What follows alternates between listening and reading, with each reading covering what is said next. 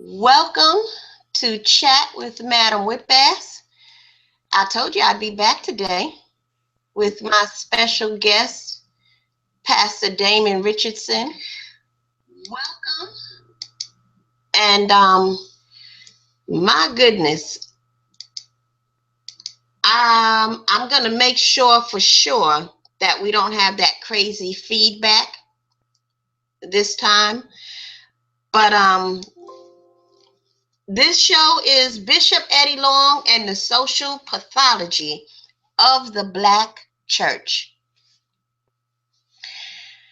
Ladies and gentlemen, I must share with you something that took place yesterday. Yesterday, I called a minister, a preacher friend of mine. We've been friends for well over 20 years. And so I call him up and I say, hey, what you think about this Eddie Long situation? And we began talking about it. And I cannot quote him for what he said, but the gist of what he was saying was that, it was a good thing that the church covered up for him in that scandal, nobody's saying nothing. And he said some other things. And all I know, I said to him, you know what? You and I can no longer be friends. And I hung up on him. And I was really, really mad because the tone and the direction he was going was just sick and crazy to me. And like I said, I can't really articulate exactly what he said, but I was able to get a grip of myself after about 10 or 15 minutes. And I said, you know what, Madam Whitbass? You need to call him back and continue this conversation. And first apologize. And that's exactly what I did. I called him back. He picked up. I apologized. And I said, continue with what you were saying. We decided to share this conversation with you.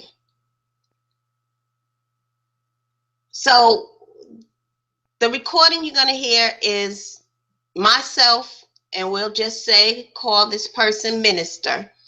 And on the Hangout with me, we also have Pastor Damon Richardson. Now, I'm going to let Pastor Damon, break this conversation down. So, Damon, you come on in and say hello to everybody, and I will play the recording. And if you want me to stop so you can comment, I will. All right. So, this is. I think this is a great show. We're going to really go do as they say in the corporate world, a deep dive into the social pathology of the Black church. And again, by no means are we um, denigrating or maligning the entire Black church, but we are speaking to what we are attempting to speak to is a culture and a particular mindset, a code, if you will, in terms of how this kind of behavior happens and continues to happen in the way that it does, and as of course expressed by the minister. And so we'll get into it. And but I think this is it's a great conversation. And you know me, again, my I'm in the ministry, and this in no way is how the church behaves or should behave, but it does happen, just like it happens in it happens in schools, but it's not true of all schools or even most schools, but it does happen. and it's because it's an issue in society. But tonight we're going to deal with that issue as it relates to the Black church. And my prayer obviously is that I would be able to elucidate and to enlighten, so as people would not lose faith in Christ and lose faith in the church, but that they would know how to handle these kinds of situations when they are made aware of these kinds of things. I'll be following after you on your mark. I'll just be sitting here in the background, and I'll probably have it on my speaker on mute until we kind of get to a certain part, and I'll just chime in. So I'll follow your lead. All right, great. Hey, does anybody hear any feedback, like echoing when Damon speaks or when I speak? Can you let me know in the chat room before I continue?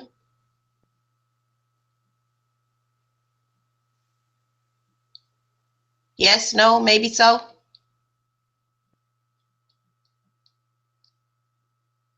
Oh, Nicole, you just wait till you hear this conversation. It's going to knock you out of your boots. All right, so I'm going to be prayerful that there's not going to be any feedback. All right, so what we are about to hear is a conversation between myself, and we'll call this person Minister. I mean, listen. You advocate for them, so I understand. No. I can't. America's messed up. It's sad that people fall under the church, and then do what they do, but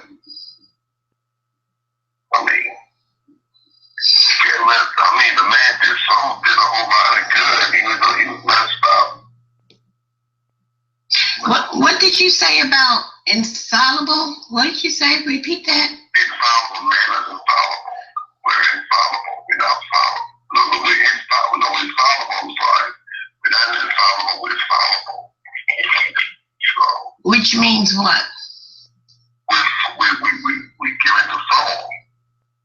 We give it to fall. We give it to make mistakes. We have error in us. Yes. We give it to error. And did you? I need to process what you said in the beginning. You said something about the church covering for him. Explain that to me again. They protected him. Somebody knew about his condition. They knew that he was. Somebody knew. They ain't like, that's why ain't nobody saying nothing. You read, listen to Paul Morris, Arthur Pearson, just about he talked about Mega when he came out and said, when they dropped the Nicolas salvation, the church went down because the man made one statement of homosexuality. We have to stop that. Salvation is for everybody. Because he made one statement that everybody was inclusive. We have to stop that. Jesus died for everybody, didn't he? Yeah, okay, but you had said that, so it was a good thing that the church covered for them, because that's what I got. No, it's not that it was a good thing, because now, if you know something now, really, now on the law side, he did commit a crime because he endangered the welfare of a child. So, in that aspect, you believe they should have did something, but you got Catholic priests been doing it for years. Okay, but we're talking about Black folks, and we're not talking about Catholic preach. So sometimes, we we dog each other out because we make mistakes. We all make mistakes. But he did right. Shouldn't endanger the welfare of a child. But we make mistakes. Okay, so you're saying that it's just happening. It ain't just happened with him. It's been going on for years. Yeah. Yeah. So. Okay, so. So were you saying that, that's the right route to go to protect him and protect his... It's the right route, but I'm not saying it's the right route. And to protect his legacy?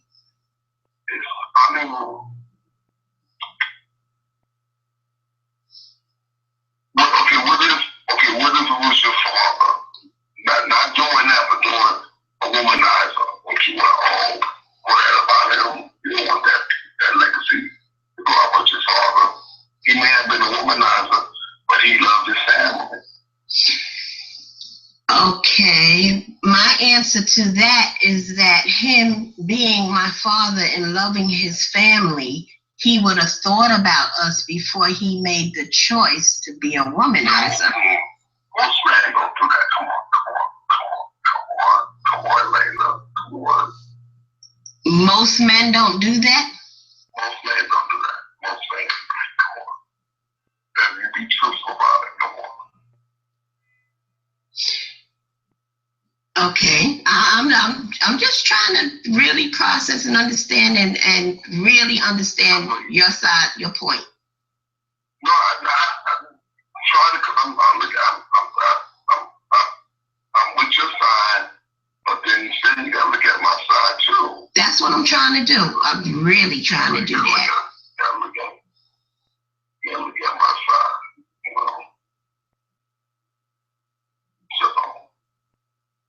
So nobody. Right. I can't hear you. I'm sorry. So they should. You're saying that that is the noble thing to do, is to cover him and protect the legacy. It's not I'm not saying it's a noble thing, but we gotta have some kind of look beyond one's fault and see one's need. He had a need, he had a problem. Like all of us have problems. So do I put your dirt out in the street and I'm saying, once I knew he had that, once we found out, once previous to finding he had this happen,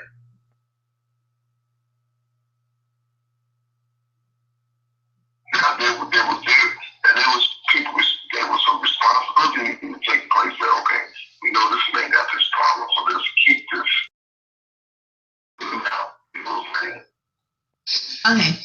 If this that's for anybody, that's for anybody. Okay, so let me ask you this. If Bishop Eddie Long was your pastor and you had like some suspicions that something might be going on, and then it was confirmed, there's no doubt in your mind what was happening, how would you yourself have handled the situation? Okay, again, let's see, my son, you know what I'm saying? No. Wait. It ain't none of your son. You just know. Okay, how would I? Yes. Well, we had to see. Now, since laws has changed now, we have to report this now. This has to be reported since laws has changed.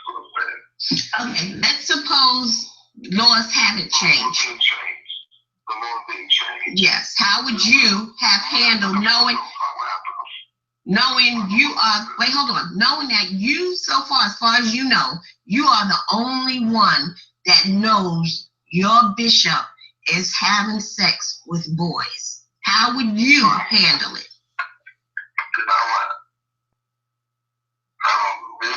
I really don't know. I couldn't tell you. The way I think that maybe I would confront him.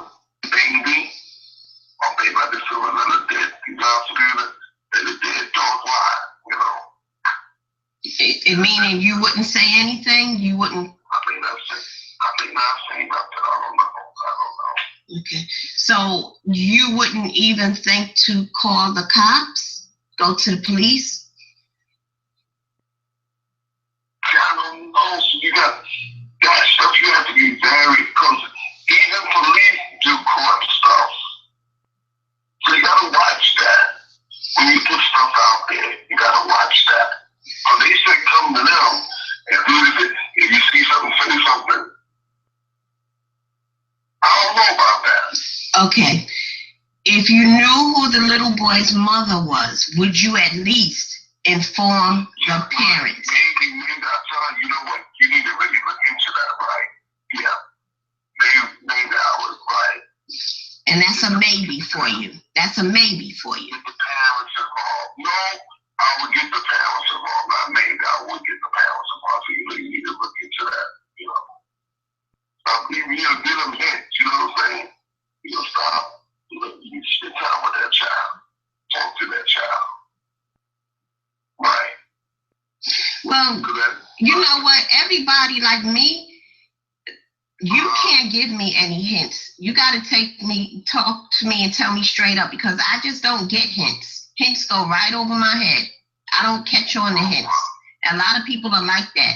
Well, I was hinting to you. Don't give me no hints. Tell me. Communicate.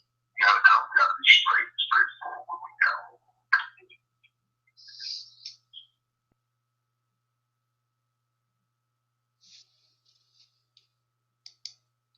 with Okay. It stopped there. That was 10 minutes. I accidentally cut off the conversation, so there's another video to it. But Pastor Damon, would you like to discuss what you've heard? Yeah, I tell you, and I don't mean to come across facetious or cavalier. It's not a laughing matter. When I first listened to it, and I did listen to it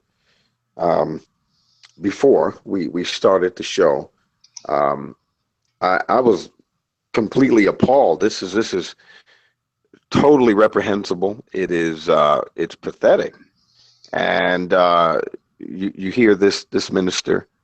It's classic denial.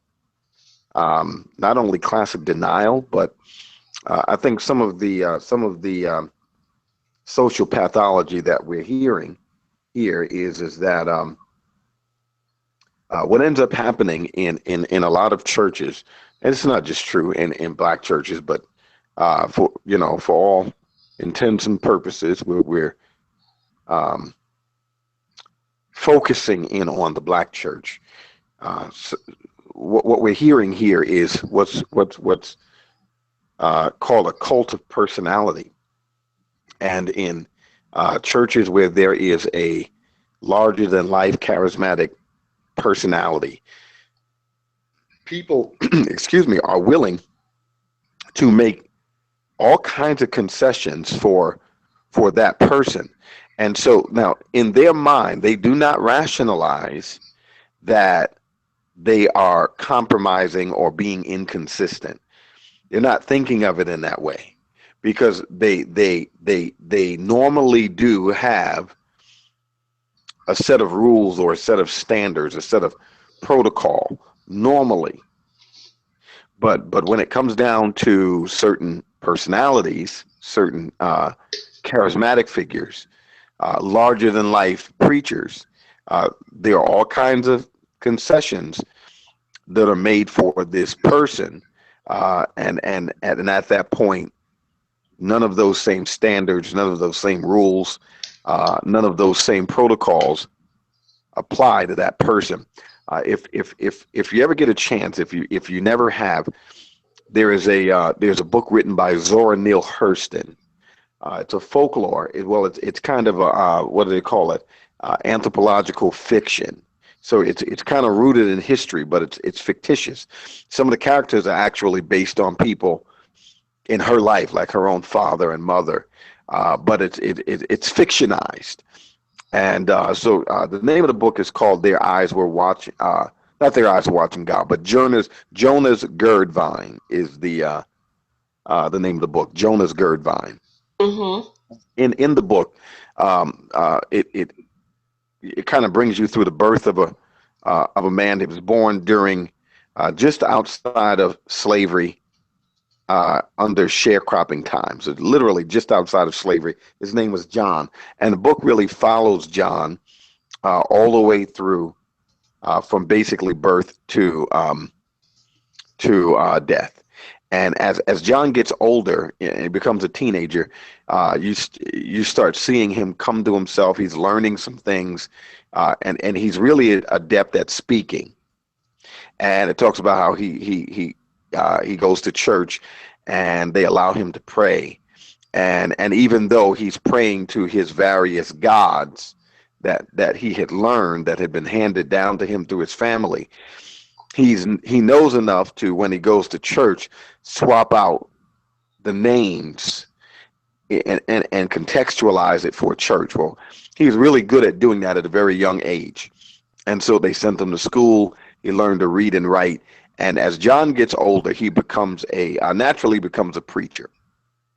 And because again, he had a gift at storytelling, he had the gift of gab, and all that good stuff. But John turns into a complete womanizer.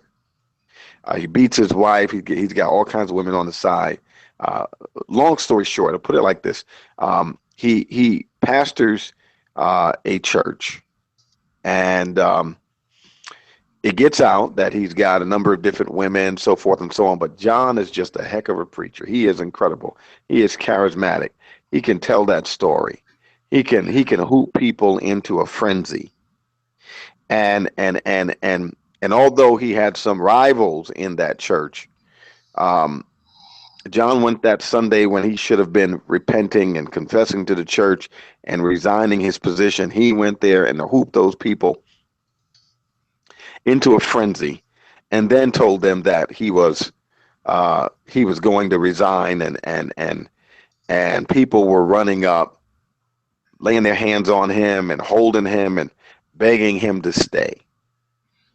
And now this, mind you, was the same man that they knew was, impregnating women around town, members of his own congregation, womanizing, all kinds of stuff.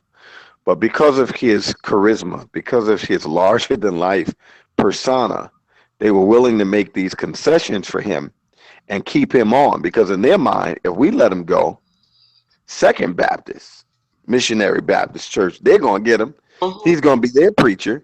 Some of our people are going to leave here and go over there because, Bro John, Reverend John can preach, Mm-hmm. and their church is going to grow. And we need to do whatever we got to do to keep him here with us, even if it means looking the other way. Wow. I went that whole long route to say that, um, that's part of the pathology of not only the black church, but it's part of the pathology of social groups that become cults of personality. Those people, they do not normally operate that way.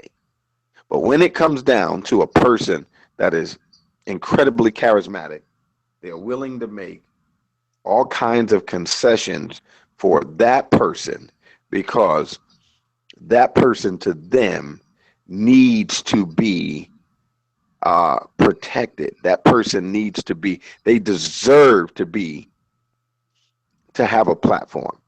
I'll say this, there is um, a pastor in Florida, and to be more specific, in Jacksonville.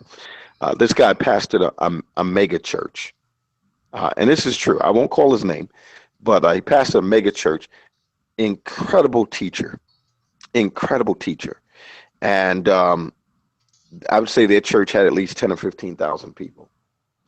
Well, this pastor had a relationship going on with a 14-year-old girl in the congregation, and they uncovered the text messages, and of course they were They were sexual, and the it came out, and the pastor was sent to prison. He was sent to prison, and he did. I'd say about 10 or 15 years. He was in prison did about 10 or 15 years. And this man, major seminary degree, so forth and so on. But he did those 10, 15 years. When he got out, listen to this. Um, he obviously was a registered sex offender, for the rest of his life. And he is supposed to not, there's certain restrictions there in terms of Who being around children and are things you like that. about to tell me this the same pastor when he got out of jail? They brought him back to the church to be the pastor, but had the children go into the building next door to have their little church services, so he's not around the children. Yeah, that's right. That's absolutely right. And this wasn't that same church. This was a small church. This was a small church. So in their mind, they're like, oh wow, we a pastor of this caliber, this is our chance to get a pastor of this caliber right here. Our church could grow. Never mind what he did. Now we know what he did. Now he paid his dues on that. Uh, but this is our opportunity to get a pastor of this level of charisma and gifting, and a pastor of this caliber here. If we get them now, we'll just need to make some concessions. We'll just need to move a few things around, or out of the way here. The And so children. they were willing to sacrifice their children. I mean, if the church doesn't have the next generation, that church is not going to grow. It has no legacy to it. But they were willing to move the children into a different building. And in fact, the original report is that they were willing to not allow children to come to church, so that it would just be in an all adult service. Is the original report. And so that's what they did. And guess what? Their church is growing. Wow. I mean, people love this guy. They were, enthralled and fascinated with his sway and his charisma, his gifting, and yeah, people started leaving other churches and going over there, just as those people predicted. But again, when a thing becomes a cult of personality, people are willing to make concessions that they would not normally make, because uh, they become almost mesmerized, and by the person's charisma. And so in the Eddie Long type situation, Eddie Long was indeed a larger than life figure, and incredibly charismatic, and incredibly gifted, and he rubbed shoulders with very, very powerful people. When you have that kind of blend, when you have that kind of mixture, people, they want to believe the best about a person like that. And if they should ever see a person like that down on their luck, they will do everything that they can to make sure that that person gets back up to that level that they were at before, because in their mind, such a person should never be down on their luck. This person's way too gifted to be out on the street. This person's way too gifted to not have a platform. This person's way too gifted to be exposed. This person is way too gifted to be sent to jail. Those things are beneath this person, not this person right here. And so what we hear in the conversation is that, yeah, well, normally, uh, this is how it will go, but I don't really know if I would say anything.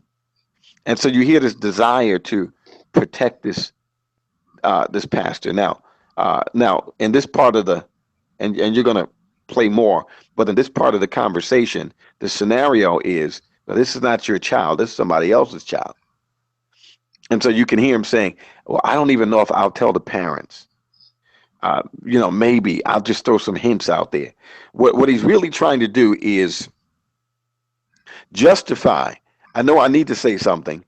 So uh, at least if I throw a hint out, nobody could say that I knew something and I didn't say anything. But in Wow. reality, I don't want to say anything because I don't want my name to go down on record or on infamy as being a snitch, especially when it came down to toppling this charismatic person. I don't want to be the person that brought him down. I want to do everything I can to make sure this person, that their star continues to shine. I don't want to see this person come to ruin, or what have you. And so you hear him making these kinds of concessions, and justifications because now watch this. It's because of who the person is. It's because of who the person is. If it were somebody of lesser pedigree, lesser respect, lesser gifting, or whatever, he wouldn't think twice about it.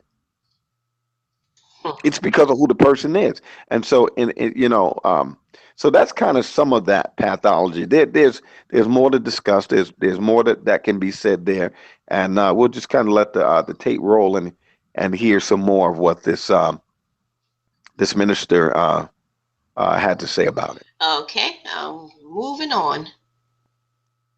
As fast as my computer will let me move on. Okay, here it goes, part two. Now, this part two and the final part is 32 minutes long. So if you want me to stop, just say, hey, pause it right there if you need to comment, okay?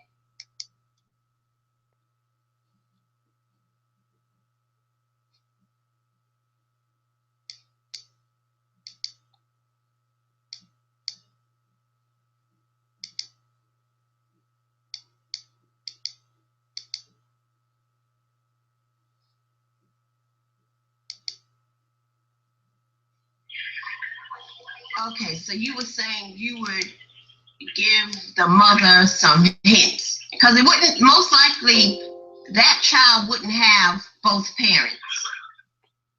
He'd probably be, from a single mother because that's the only way another man can get to anybody's child in that way.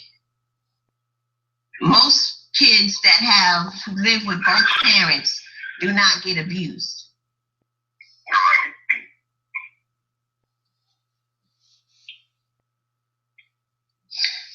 So you wouldn't think, you'd have some apprehension about going to the police, knowing what the bishop is doing. You'd have some apprehension about confronting the bishop about it, but you would at least give a hint to the mother, correct? Well, why would you have some apprehension about confronting the bishop? Why wouldn't you talk to him about it?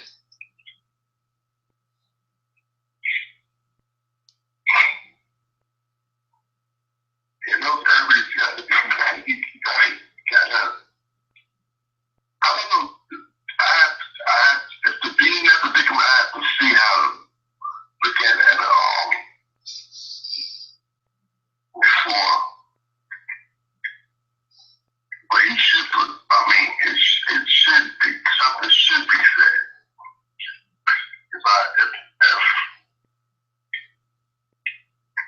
If I knew this,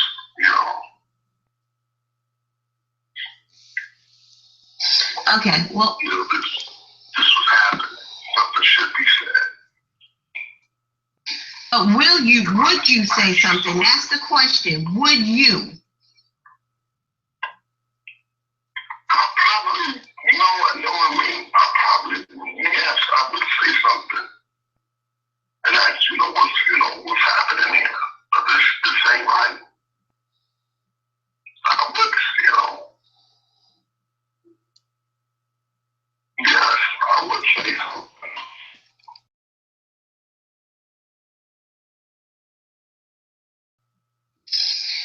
Well, I can tell you that the moment it was confirmed for me, because I wouldn't act on suspicion, because I could be wrong, and that is a heavy, deep allegation, to say the least. But once it was confirmed, and no doubt in my mind, I first would go to the parent, the mother. Next step, I'm going to the police. And the next step, I'm confronting the bishop.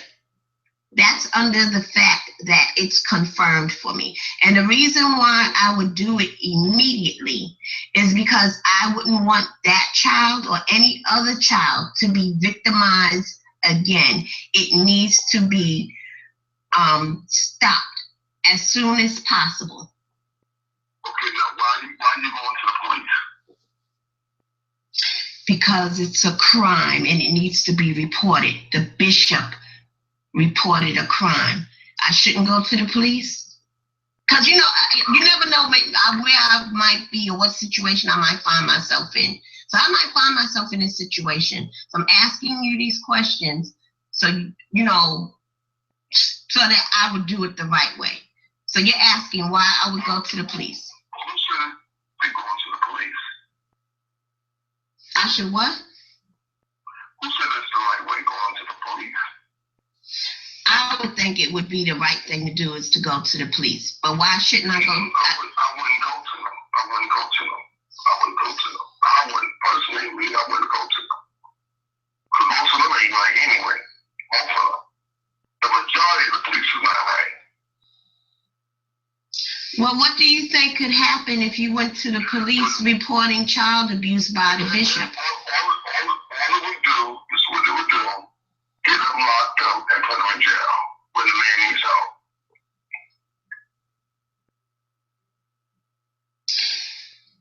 All it would do is get him locked up and put the bishop in jail when he needs help. He don't need to go in jail. He needs help. Because he has a problem and that needs to be looked into. Why would he turn to boys or teenagers or whatever? A child, why would he turn to a child? Knowing this would hurt this child. So that's not criminal behavior. That's like mental illness behavior, you're saying. Okay, define criminal behavior. Well, it's against the law for an adult to have sex with a child. Okay, that's what the law says, but I want you to define criminal behavior. What is criminal behavior? When you commit crimes. What's criminal behavior? When you commit a crime. Committing a crime is what? Committing a crime is what? One of crime committing is having sex with a child. Okay. So you're not. There's more to that word. Oh, okay. Well, explain it to me. School me, please. Committing a crime. You say that's a crime. But it's an illness. That's what it is. It's an illness. That's why they say our criminal system is all messed up. It's messed up because you say that's, that's a crime. But to me, I think something is wrong with the person now. And we hear it, we hear it every day. Unless I'm an 8-year-old child and babies and something. That's something is wrong there. Something is really, really wrong with somebody when you stoop that. I know you're having sex with infants, and I don't know if you read it. Did you read it?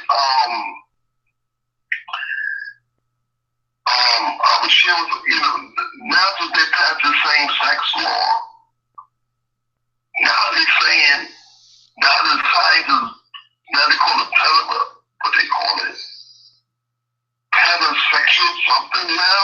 Oh, yeah, they're going to make it a law that it'll be okay for adults to have sex with children. I predicted that decades ago. Yeah, of course that's coming up. Yeah, you read that? Yeah, that's what, weeks ago. Yeah, all right. going on here? Now they saying it's wrong. But even though it's done in other countries now, I know this guy on my job, his father was killed over one of those countries over there. And my co-workers was talking to him. Oh, he probably was a pedophile over there. But they never confirmed it. But the way it happened, he burnt the man. He burnt him. Stabbed him and burnt him. Mm-hmm. In one of those countries. I said, I guarantee that's what he's over there doing. Okay, so let me ask you a question, Richard. You don't think the bishop should go to jail? He needs to be in treatment. Okay. Now, let's suppose you had a son and you found out that his school teacher was having sex with your son. Would you want that school teacher in jail or in, getting treatment? Personally, yeah, I want him in jail. Personally, yes. You'd want the school teacher in jail? I want him in jail, yeah, personally. But there should be somebody advocating for him to say, you know what, this man has a problem. Should be somebody. Okay. What if the bishop now you found out was molesting your son? The same thing, go to jail. Oh, when there should be an advocate. But there should be some advocate to say, you know what, this man needs help. See, my thinking is off now. You understand what I'm saying? Mm-hmm. Because I'm mad, I'm angry now. Because it's your son. When it's your son, the bishop and the teacher need to be in jail. When it's somebody else's kid, he need to be in treatment. Oh, I got it. I'm not the victim now. You see, I was about to lose a friend. I understand now. I didn't understand before. I'm not the victim. Mm-hmm. See, that's how you got it now. I'm not the victim now. Right. As long as you're not the victim, then it doesn't matter. Right. Got you. Right. But see, I'm advocating, but I'm still saying there should be somebody that's an advocate for him. Even though he did what he did, there should be still an advocate that, no, man, can't do this. But this man needs help, or this woman needs help. It's like the school teachers. One school teachers now. One school teachers now. Mm-hmm. Should we throw them in jail? Yes. No. See. That person needs help.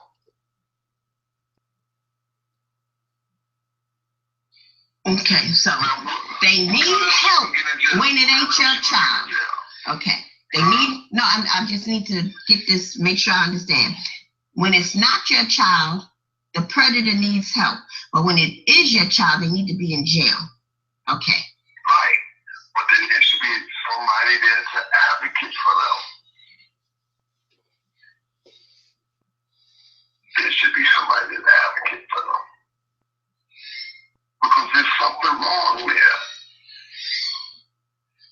Right? Do you think so? Or you think they just downright nasty and dirty? Yeah, there's something wrong with them, and I think they need to be in jail. No matter whose kid it is. Because if it's somebody else's kid, like if it was your kid, and I didn't know you, I would be just as incensed as if it were my kid. Because in reality, your kid is my kid.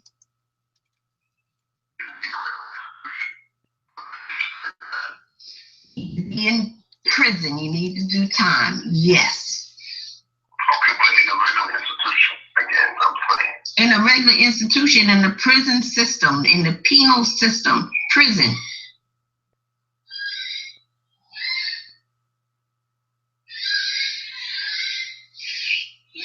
People come to Pennsylvania, they go in and they come right back out and do the same thing. and they need to go back into prison if they do it again. And while they're in prison, they can go have their little group meetings and their mental health sessions and all of that. They can get the help that they need in prison. But is that help good help or that what the average help? You know what I'm saying? You know what? As long as they are removed from society and away from children where another child can't get abused, I don't really care whether they, you know, if it's helping them or not. I mean, I don't mean it. I shouldn't say that. But what I'm saying is, my point is they just need to be away from children. That's my biggest concern. But as a society, do we really protect our children?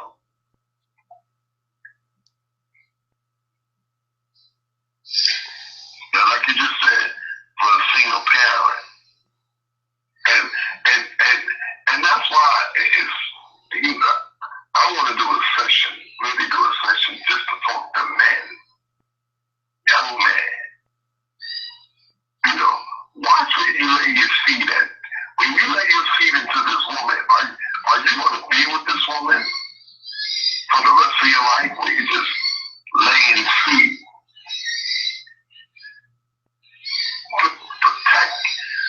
Protect your feet. You know, you can just, okay, I had sex with this woman, and that's it. She got pregnant, that's it. You're not protecting it. And that was in all kind of, you know what I'm saying, areas of, you know, my son don't need no mentor, because I'm his mentor. Right. Okay, let me ask you something else, getting back to Eddie Long.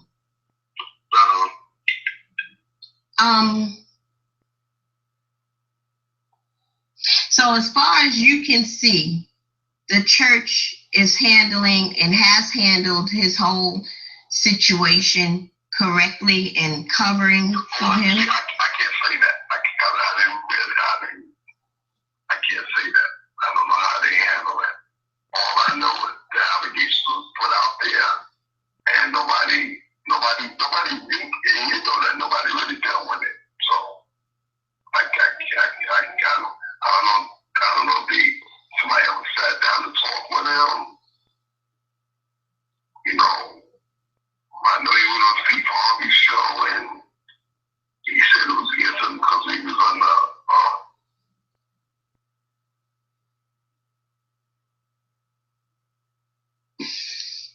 Hello? I think that's how it.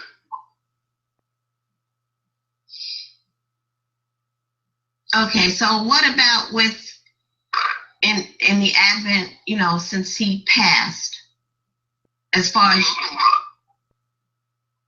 before he passed, you know, he made the speech on the Steve Harvey show.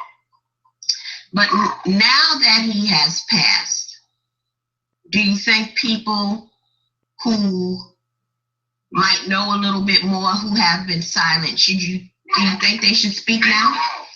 No, leave it alone because he's not here now. No, why bring that up now? He's not here now. Mm-hmm. You think they should bring it up now since he's not here?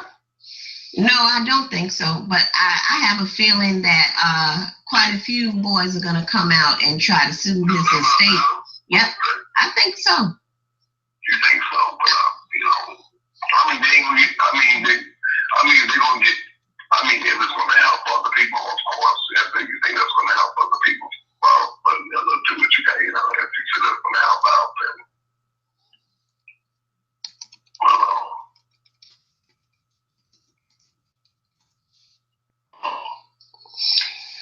Yeah, I was just really trying to understand your initial statement when you said, you know, you see how they cover for him and, you know, they're doing all that they can to protect his legacy.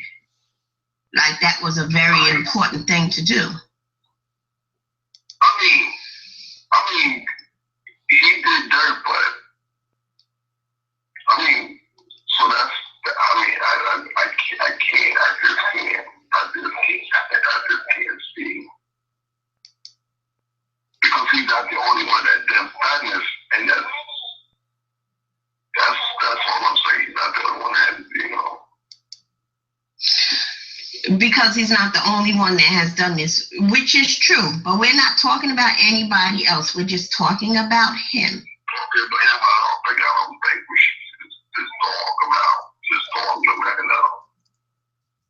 What he did was wrong, yes.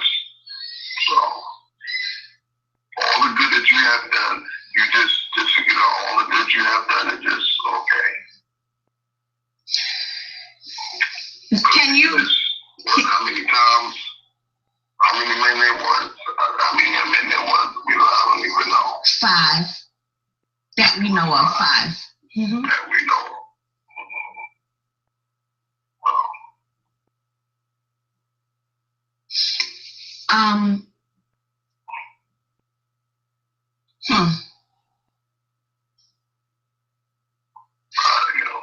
As an advocate, but okay, if I was a victim, I'll be like, forget it. Ruin the man as a victim, yeah. But as an advocate, somebody got to advocate for some people. I mean, for people that have, Okay, so so right now in this conversation, you are advocating for the bishop, and I'm advocating for the victims. For the victims, right. So. And why are you choosing to advocate for the bishop and not the victims? Because he's a victim, in a way.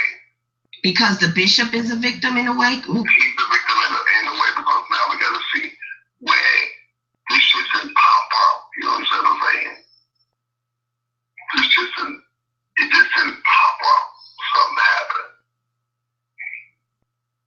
What do you think that something is? What could have happened? I don't understand. Some kind of something happened. I don't know if he had his mother and father in his life. So we have to go back and look into these avenues. So Bishop is a victim that you're supporting, but you won't support his victims. That's where you come in at. Okay. So everybody has a role or a decision to choose understanding. You got the defense attorney and you got the prosecutor.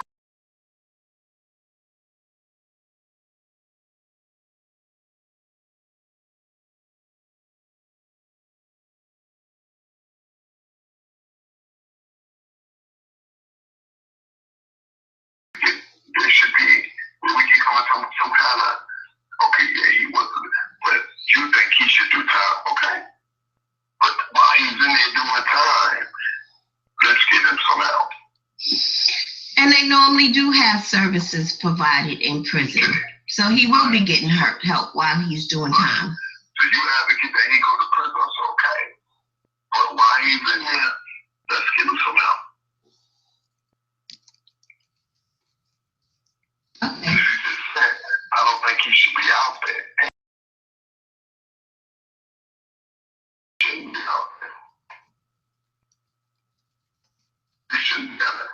They shouldn't be in the legal system. But I know if they go to a mental center, they'll just let them out. And then, we do follow-ups for these people. We know why they out. But I'm not against them going to jail, but I still feel that he should get some help. You don't think he should have stepped down as a bishop, pastor, and preacher once it's been confirmed that he was molesting boys?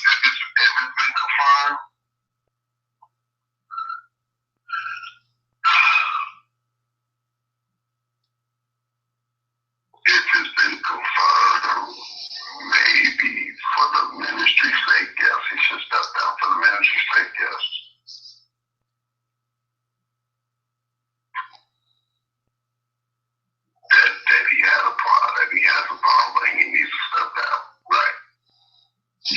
But that didn't happen.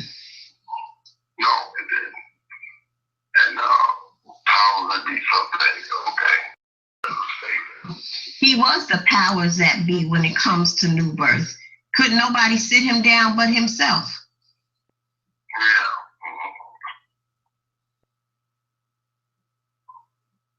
Well, see, that's some other things. And there should be some other power to be man, you gotta step down, man. Just, you can't, right? But they didn't do it. They didn't do it.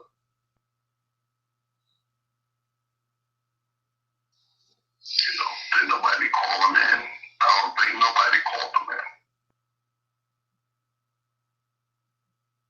T.D. Jakes, all the other bishops, nobody called them in. No, they all covered for him and protected him and said he just had a wreck. And the people who left Bishop Eddie Long's church and went over to Creflo Dollar's church, I think he sent them back, right? He sent them back, yeah. right? Yeah, he said, get on out here and go back under your pastor. So he sent the sheep right back to the wolf. Really? Creflo Dollar. There was another church, the people left the church and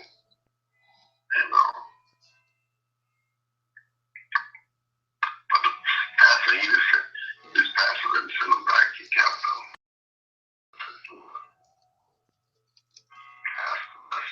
People left the church. Oh, by the way, they did that with carpenters and left them.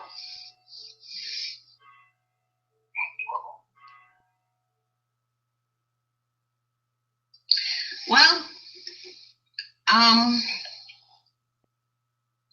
such a very controversial subject. It is, and they said, and that's what they put controversial. That's what they put when they pointed out.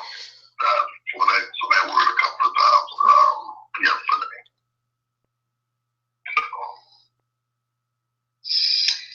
So I just have to say is that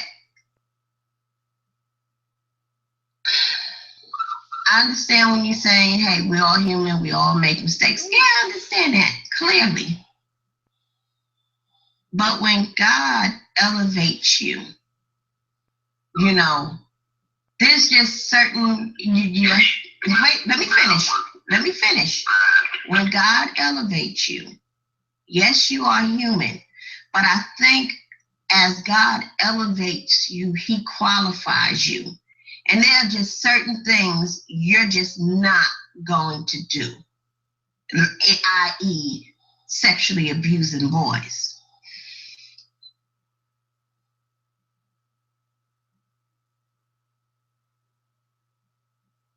I don't see God elevating folk with a problem like that, as you call it.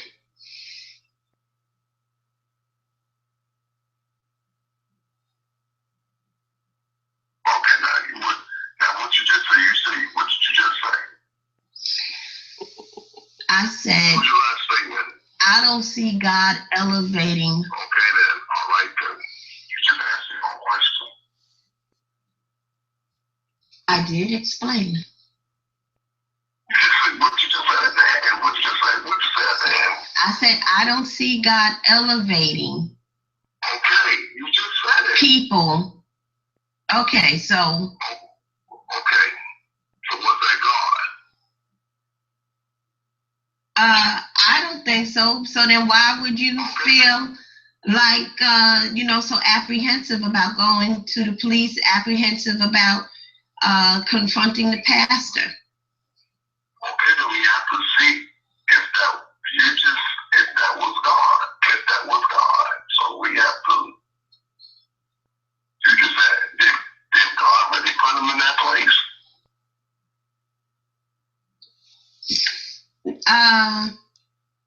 I know God put him in the place he was in at the end of his life. That I'm sure of. Well, that's your opinion. Did God come and tell you that? That was something that was over that? I know God was trying to tell me something. kept that man up in the spotlight, wasting away for all to see. Well, that's what he said about Job. Didn't Job's friend say about Job? What did Job's friend say? He said, he must have said. Okay, he must have sinned. They wasn't sure, but we know Eddie did.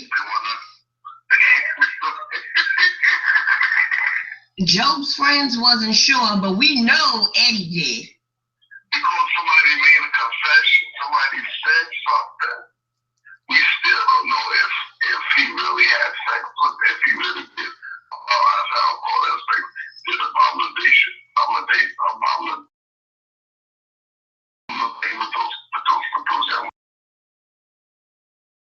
the millions of dollars for a lie.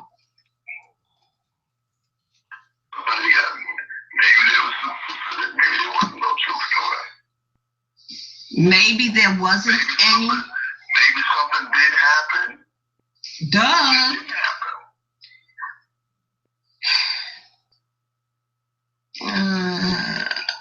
You know. Okay. You know what I'm saying? No. What? I'll be paying them off that home, you know.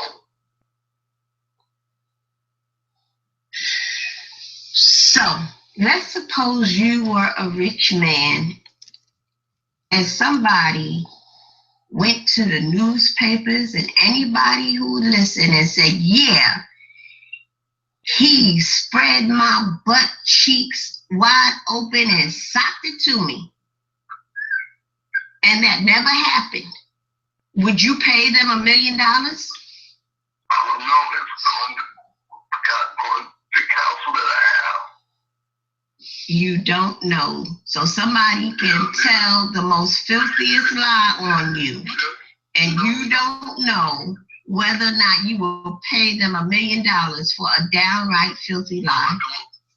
With the counsel, I got the counsel said, man, you may just need to do something to get rid of this, get this out of your life.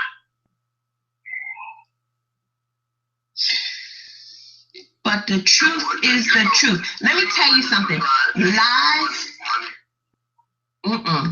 Lies run sprints, but the truth runs marathons. The truth will always stand. Why do you? So you gonna pay the devil $1 million for telling a lie on you? Before truth come up, he may be dead and gone. And you know that's the truth. So you be willing to pay the devil $1 million to shut his mouth? Sometimes you gotta do that. I ain't ever got to pay the devil jack diddly squat. Yeah, okay. Ain't making deals with the devil. Since when are we supposed to make a deal with the devil? What happened to the blood of Jesus and the power of God to deal with the devil? We gonna just put the blood of Jesus and the power of God to the side and come out our pockets to write a check to the devil? Really? You know what? Preach up. That's what the scripture says. Why you enemy got you before magistrate? Sometimes you gotta do certain things just to shut them out. And that's in scripture. Why they got you before? That's in scripture. You know what? That's scripture. Yeah, you know it's in scripture. Am I right? I don't know. I haven't. Excuse me. Okay. I just can't see, or I can't conceptualize any place in the Bible where we got to pay the lying devil some money to make it go away.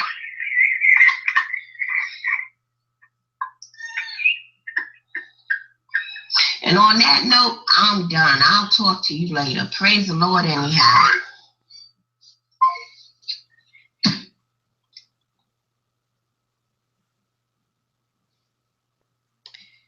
Well. Oh boy. Um, Okay. hey, yeah, I got third. I just couldn't control my annoyance with him in the conversation anymore. That's why I was like, you know what? We're gonna end it right here. I couldn't do it no more. Yeah, I can understand that. The call went on for quite a while,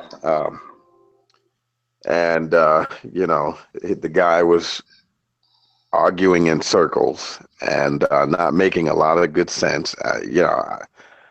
What's crazy is that this guy's a preacher, pastor. At some point, he's ministering to people, and this is his mindset. He has been entrusted to be a pastoral care person, and he's thinking more like a predator as opposed to a shepherd. Uh, His first instinct is to protect the predator, not the sheep. That's concerning, right there. I mean, you're in the wrong vocation. You everything that I heard him say was with great consideration for the well-being of the predator. mm-hmm. And that's the overarching, that was the overarching um, theme of his whole conversation. It was complete justification, and trying to walk on eggshells, trying to find a way to not call um, a thing what it actually is. As Archie Bunker reflected back on those were the days. He said, girls were girls and men were men. Uh, you know, um, there was a time when people would call a spade, and you hear all this double talk. Yeah, well, you can't really. We don't really. How do you really know? We don't want to get into that. Yeah, Doc. Come on, man. That. For the life of me, I could not pick up on this last thing that he said was scripture. I tried as hard as I could. I don't know what he's talking about. Something about magistrates and paying them off. I don't know where he's seen that in the Bible. I don't think it's in there, quite honestly. And well, that would be of no surprise because nothing that he said is supported by the Bible. Well, But he said it was in Matthew's.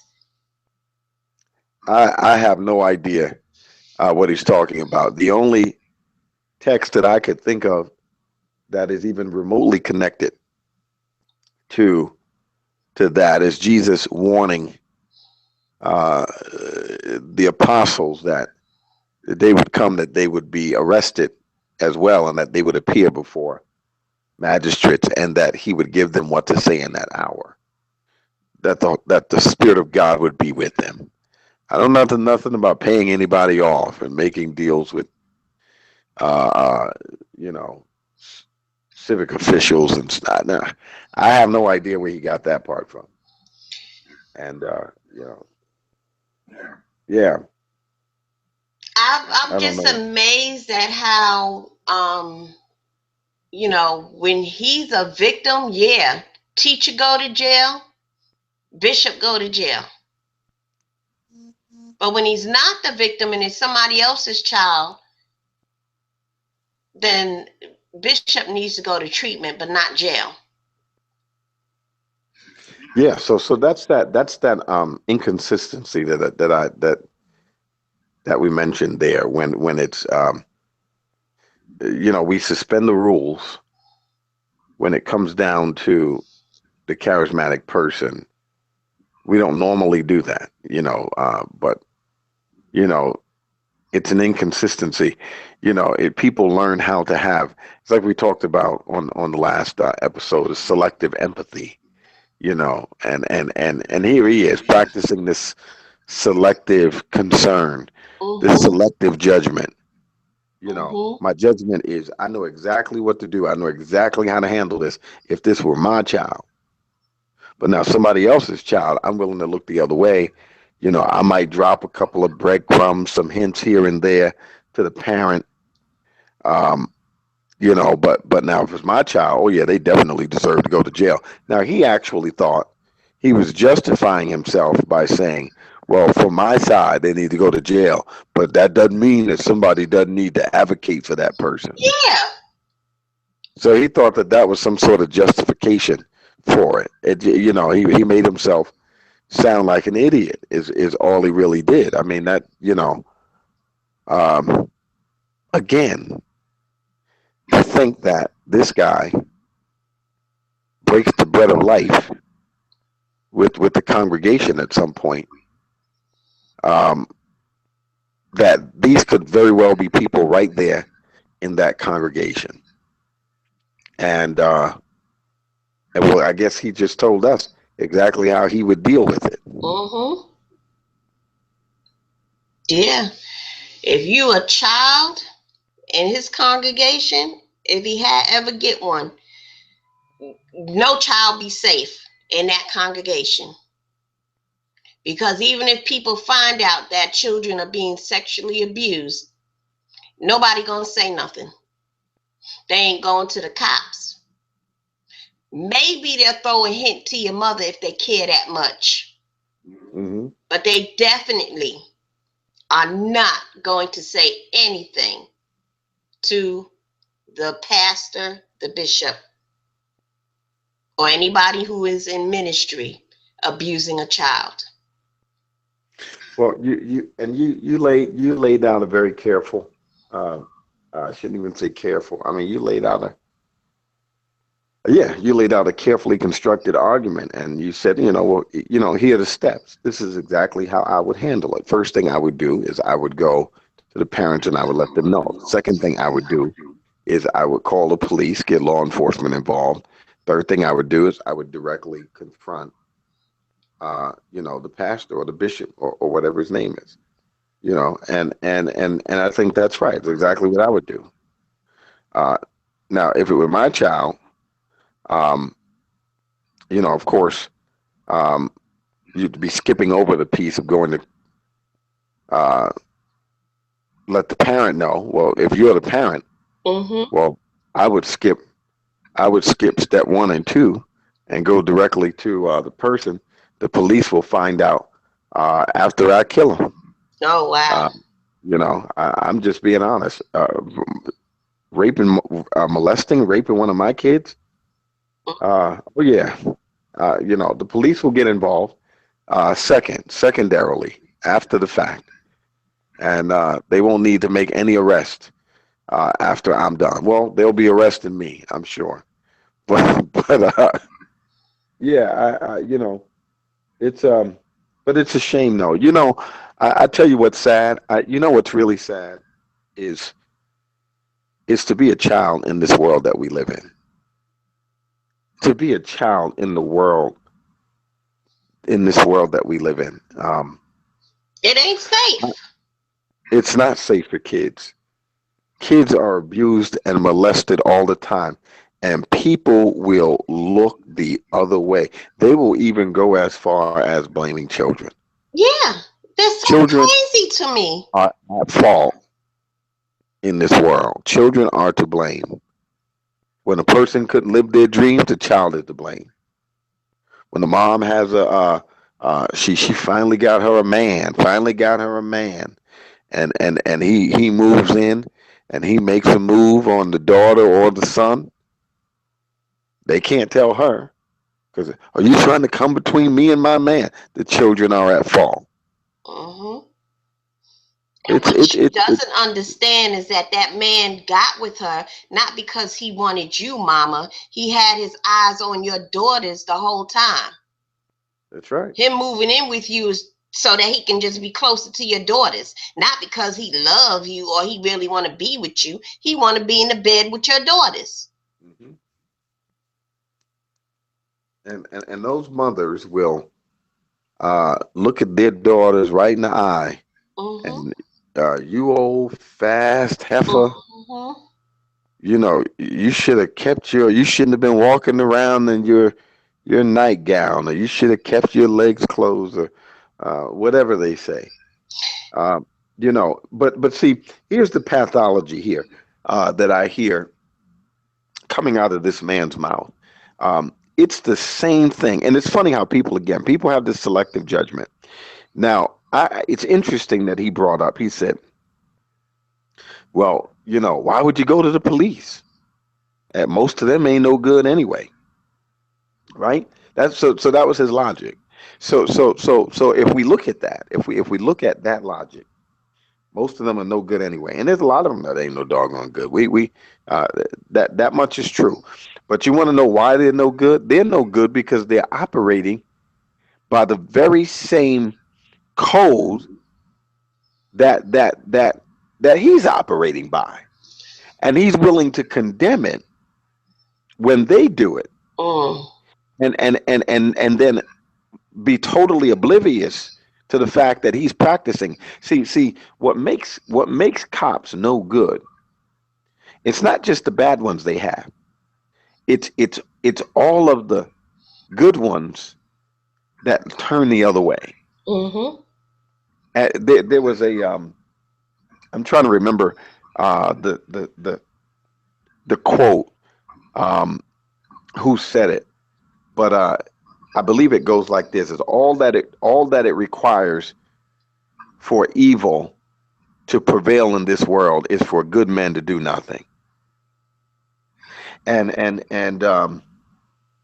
that's what you have. So you have this wall of silence on the police force, and they come with all this stuff. All the majority of officers are really good. Well, where are they when they're shooting unarmed people in the back? Where are the good Mm-hmm. people then? When they know that the crooked officers are planting evidence on an innocent victim, and doing all these things, they don't say anything. They look the other way because there is this code of silence that you don't, this fraternity that you don't snitch on your brother. You don't want to be and it's so strong that even many of the officers fear repercussions of being the one that caused a brother to fall. And this kind of pathology exists in a lot of different kind of social groups and fraternities. And I say fraternities to describe this kind of brotherhood, Mm-hmm. uh, this kind of relationship that exists between people in the social group. And you have that in the church. You have that even among pastors. You heard him say, "Well, he just needs help. He Wow. just, listen, when a crime has been, yeah, you need help when you have a gambling addiction.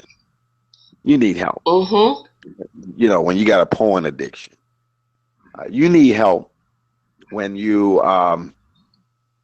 I Strung don't know, out when you on work." drugs and alcohol. Exactly. Um, you need to go to jail when Yes. you are molesting kids. Mm-hmm. Uh, you know, uh, Help is not our number one concern. Uh, if you get it or not, uh, it doesn't matter. What does matter though is that um, you Are not get able kicked to out of, hurt another child. exactly, and that you get kicked out of society, because that's Mm-hmm. what jail is. Jail is a consensus of society whereby they conclude that this person is no longer fit to be among us. Mm-hmm. So we put you in a place outside of society, closed in, and says, "Here, you have to stay here because you are no longer fit to be part of our social group. You have violated the laws of our group." Well, that's exactly what prison is. And it is not our greatest concern that you get fixed. Our greatest concern is that justice come to the Mm-hmm. victims, and that you get the heck up out of our social group. You don't deserve to be among us. Mm-hmm. And you don't And deserve to be a pastor. that's right. Yeah, there's certain kind of violations. There's certain kind of violations that that uh, disqualifies you. And I try to use that word loosely because because a person's call by God was there before they were even there in that reality. But Mm-hmm. but I try to use that loosely. There's a sense in which you can be disqualified among the people groups that you're working with, and that your trust has been so diminished that you're no longer fit for ministry. But when you molest kids, you can count ministry out. Mm-hmm. If you want to do some ministry up in prison among other sex offenders, that's Yep. fine. That's fine. You minister in there, but you are not fit to minister in congregations and work among children. Not when you molest children. Yeah. I'm sorry. You have disqualified yourself. That is an egregious act of not only sin but of criminality. And can you be forgiven and all that stuff? Okay, sure. But the violation of trust is too Mm-hmm. great to allow that person to be put in another position of leadership. So we're not bringing eternal condemnation on the person, but the person certainly needs to pay a severe consequence in this life, and they need to have their trust and their positions of authority removed from them because, again, certain acts are so egregious that they warrant that type of handling going forward. Yeah. And so what you have there is like that wall of silence in the police, law enforcement agencies, or even the no snitching code out on the street. You have Mm-hmm. that same thing, and we talked about that a couple of years ago. I guess it was about 4 years ago or so. The kid that was shot down on the Chicago street, he's laying in a puddle of his own blood, coughing up blood, and the police get to him in enough time to be able to see if he could ID the shooter. And he says, "Yeah, I seen him." They're like, "Well, tell us who he is. We'll go after him." And he's like, "I ain't telling you who he is. I ain't snitching. I mean, he's dying, and he ain't snitching." And I mean, that was to me one of the most severe. Uh, I mean, that to me was, geez. I mean, he died like a G there, boy. He Yeah. didn't even snitch, you Yeah. know. But a lot of these guys, a lot of these, you have that kind of social pathology in churches. People will um, put this wall of protection up over the person. They don't want to be the one to drop a dime, to snitch on them, and it's not that they just don't want to be. It's that there's a code there, and you do everything you can. See, some preachers they have come up with clever ways to insulate their misdeeds. So when they use scripture strategically Mm-hmm. in order to insulate themselves from any kind of accountability and any kind of criticism. So they'll take a scripture totally out of its context, its historical context, and say, "Touch not my anointed and do my prophet no harm." Now, Mm-hmm. the way he's using that is to be interpreted that you don't put your mouth on the preacher. Exactly. And that becomes part of the code, and it becomes part of the not even the unspoken rule. It's a spoken rule in the social community. Mm-hmm. You don't put your mouth on preacher for no reason at And I all, don't just even because. like that expression, don't put your mouth on the preacher. I don't want to put my mouth on the preacher. What's wrong with you people? Oh, go ahead. No, it's funny. It's funny. Yeah, I definitely get you. But yeah, that's that you know what they mean. So it's don't talk about them for and listen, and this is for no reason. And if you ask me, you need to take your mouth off the preacher, covering Right. for him like that. Exactly. Exactly. And the sad thing is that that means for no reason. That means Yep. whether he's doing wrong or right. They s- let now let you got to let God deal with them. It's not for you to deal with them. You got to let God deal with them. And you could hear some of that with this guy. Because Hmm. remember, he tried to turn it around on you at the end of the conversation and was like, see, you answered your own question right there. Yeah, and it's like, what are you trying? What are you talking about? Well, why are you talking in riddles? Are we playing a riddle game now?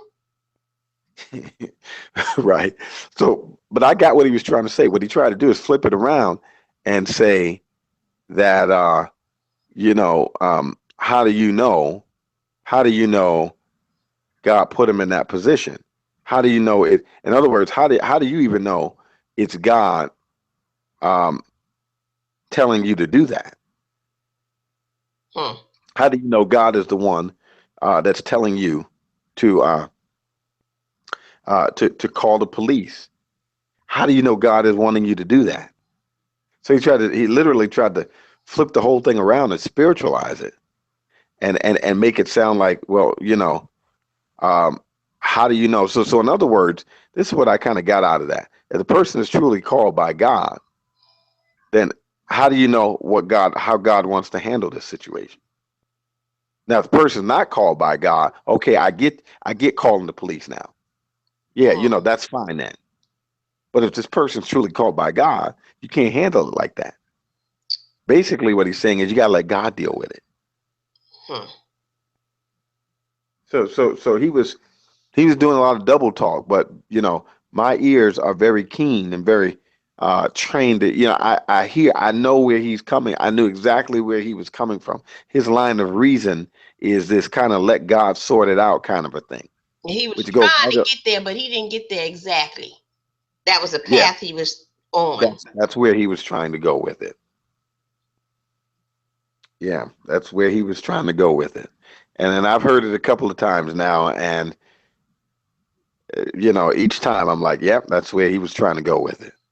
You know, and you know, So, should we shut up and let God handle these things? you know, well, there's accountability in place, and nobody should be without accountability in no place in society. Children have accountability. Uh, Adults, wherever we function in society, we have accountability, whether it's at work or whatever. Accountability is part of life, and so um, God has a way of handling it, and He has outlined His way of handling it in the Scripture. And part of the way that it is to be handled is through confrontation. And the Scriptures clearly teach us that you should uh, go to the person and confront them. Now, let's say some things are just not necessarily criminal. Some things are not criminal, but they can still be wrong. This is go to this person. You got something, and you go to them and you confront them and attempt to gain that, win that person over. That is, get that person to buy in and agree that change needs to occur. And he said, and the scripture tells us that if we cannot gain that hearer, we cannot win them over, and we should return again with another witness, with another person. And then of course, if that does not work, that person needs to go before a tribunal of leaders, a council of elders, and the elders will attempt to do the very same thing. If that person is refusing to change, refusing to repent, then the tribunal of error of elders, they are to excommunicate that person from the fellowship until such time that the person returns to their good senses, repents, aligns their life and their thinking up with the word of God in order to be received back into the fellowship. And so let God handle it. Well, that is God's way of handling it. And um, it's you know malarkey. Yeah, what this guy was talking about. Complete malarkey. yeah, because my concept is this. You know, first of all, Eddie Long made him his own self bishop. You know, God was not in that. Because if you are truly called, you know, as I said, the higher you go, the more qualified God has made you to be. And so you just, by the time you get to office of bishop, I suppose, there's just certain things are not going to be in you if God really be in your life like that, you know? Yeah. And Yeah. I'm looking at this scripture in First Timothy. It says, this is a true saying. If a man desire the office of a bishop, he desireth a good work. A bishop then must be blameless. Eddie Long was not blameless. The husband of one wife. Yeah, he had one wife, but she was a beard. Vigilant, sober, of good behavior. Good behavior? Bishop Eddie Long? Really? Given to hospitality, apt to teach. Not given to wine, no striker, not greedy of filthy lucre. That means money. But patient, not a brawler, not covetous. One that ruleth well his own house, having his children in subjection with all gravity. For if a man know not how to rule his own house, how shall he take care of the church of God? Not a novice, lest being lifted up with pride he fall into the condemnation of the devil. Moreover, he must have a good report of them which are without, lest he fall into reproach and the snare of the devil. You can't tell me God has called you and elevated you to such a level and you have a serious issue where you are preying on young boys. You have a stable, you have created ministries within your church for the sole purpose of you having a stable of young boys that you can groom.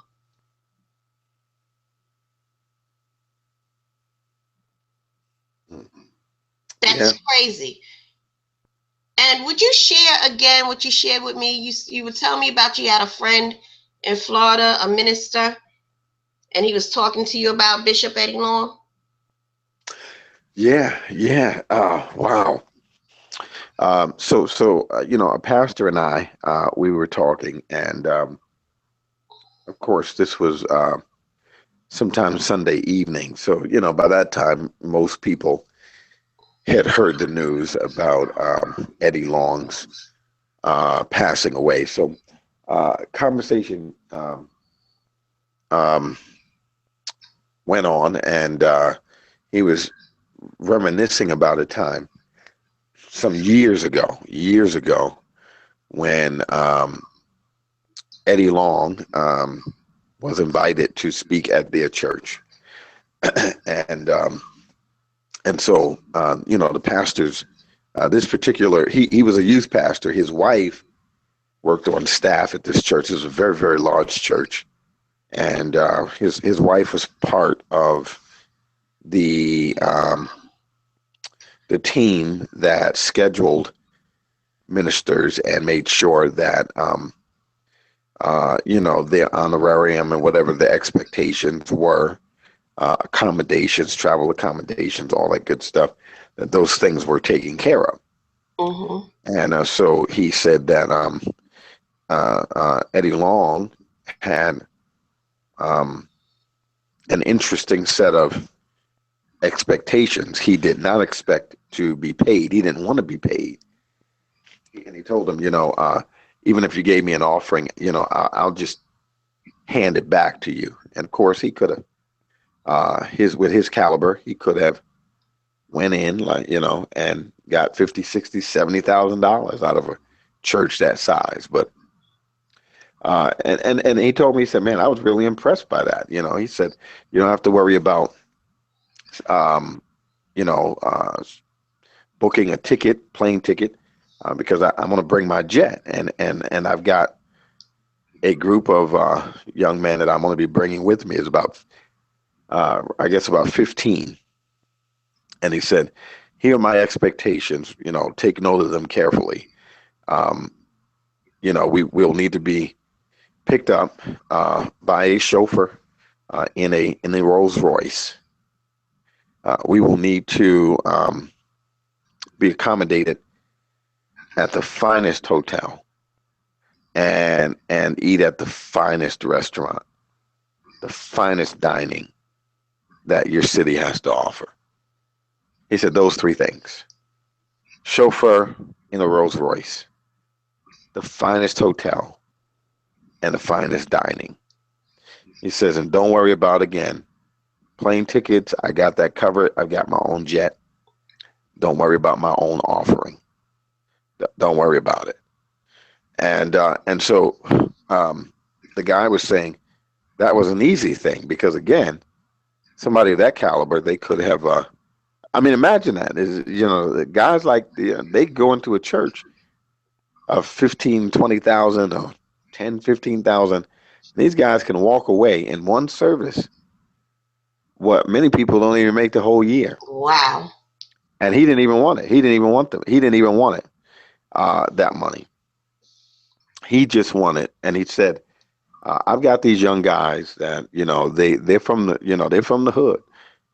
They've never seen this kind of stuff. And when I bring them with me, I'm exposing them to things, the finer things in life, so that they can see um, what life is like and things that they can actually have, things that they can attain to. They've never seen this kind of stuff.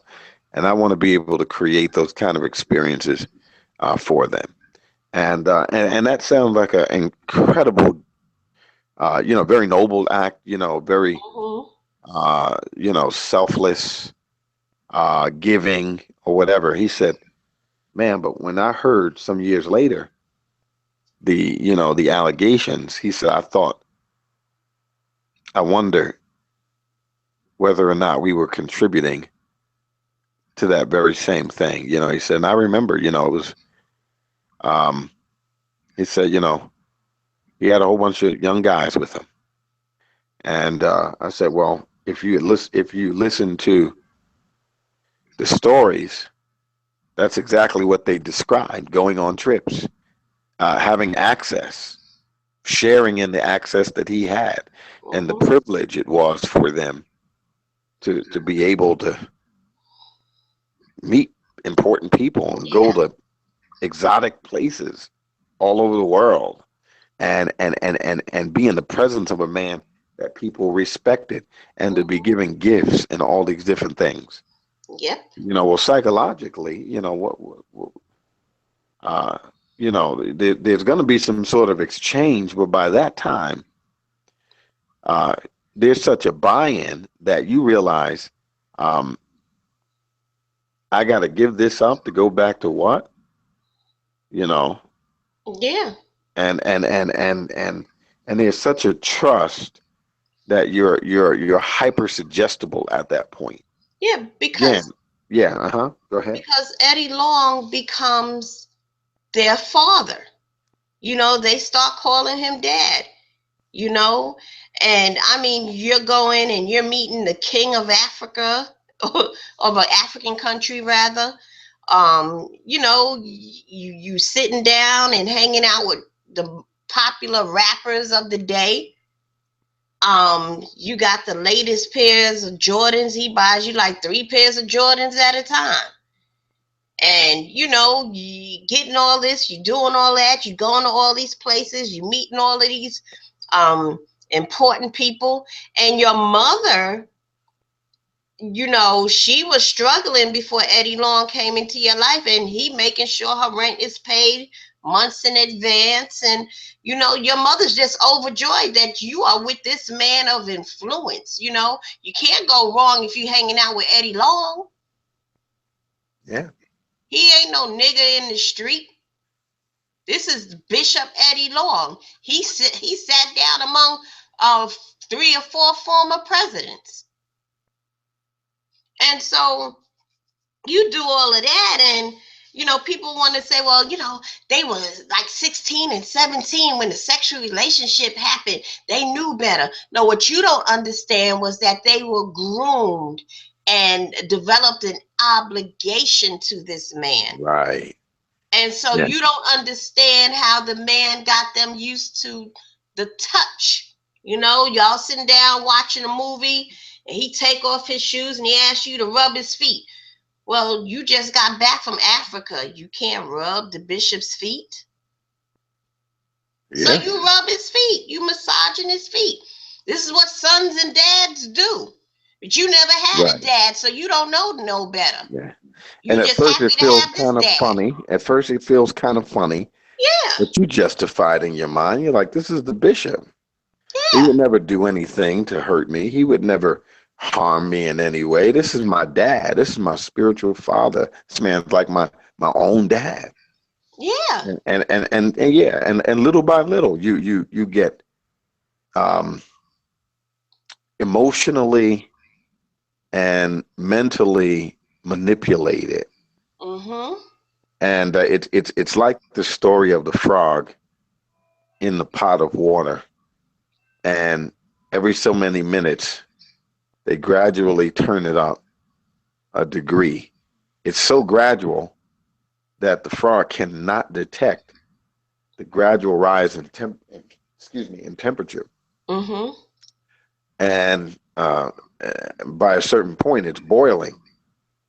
And by the time it starts boiling, the frog still can't detect until it's already too late.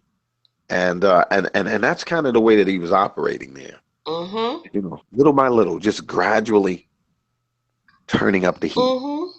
Like I said, getting them used to touch. Come on over here. Put your arms around the bishop's neck. Kiss me on the cheek. Whatever. Yeah. Rub my feet. I got a cramp on my neck. Give me a massage there, son. Yeah. And then by the right. time he asked you to kiss his penis, you just came back from 3 different countries in a week. You got all types of stuff he done bought you. And now you feel like, well, you probably say no at first, and here he come. I just did. Oh, here he come. We just came back from here. I done bought you 2 iPhones and all these Jordans and stuff. You can't kiss it for a minute? Just for a minute. Yeah. And before you know it, you done did it, and you realize that, you know what? It's not that bad. Nobody doesn't have to know. He made sure he hit you off with $500. Here, just take this, spend some on your mama if you want to. And you in this relationship with Bishop Eddie Long for like, you 17 now, for like the next 4 years, and you just think this is forever.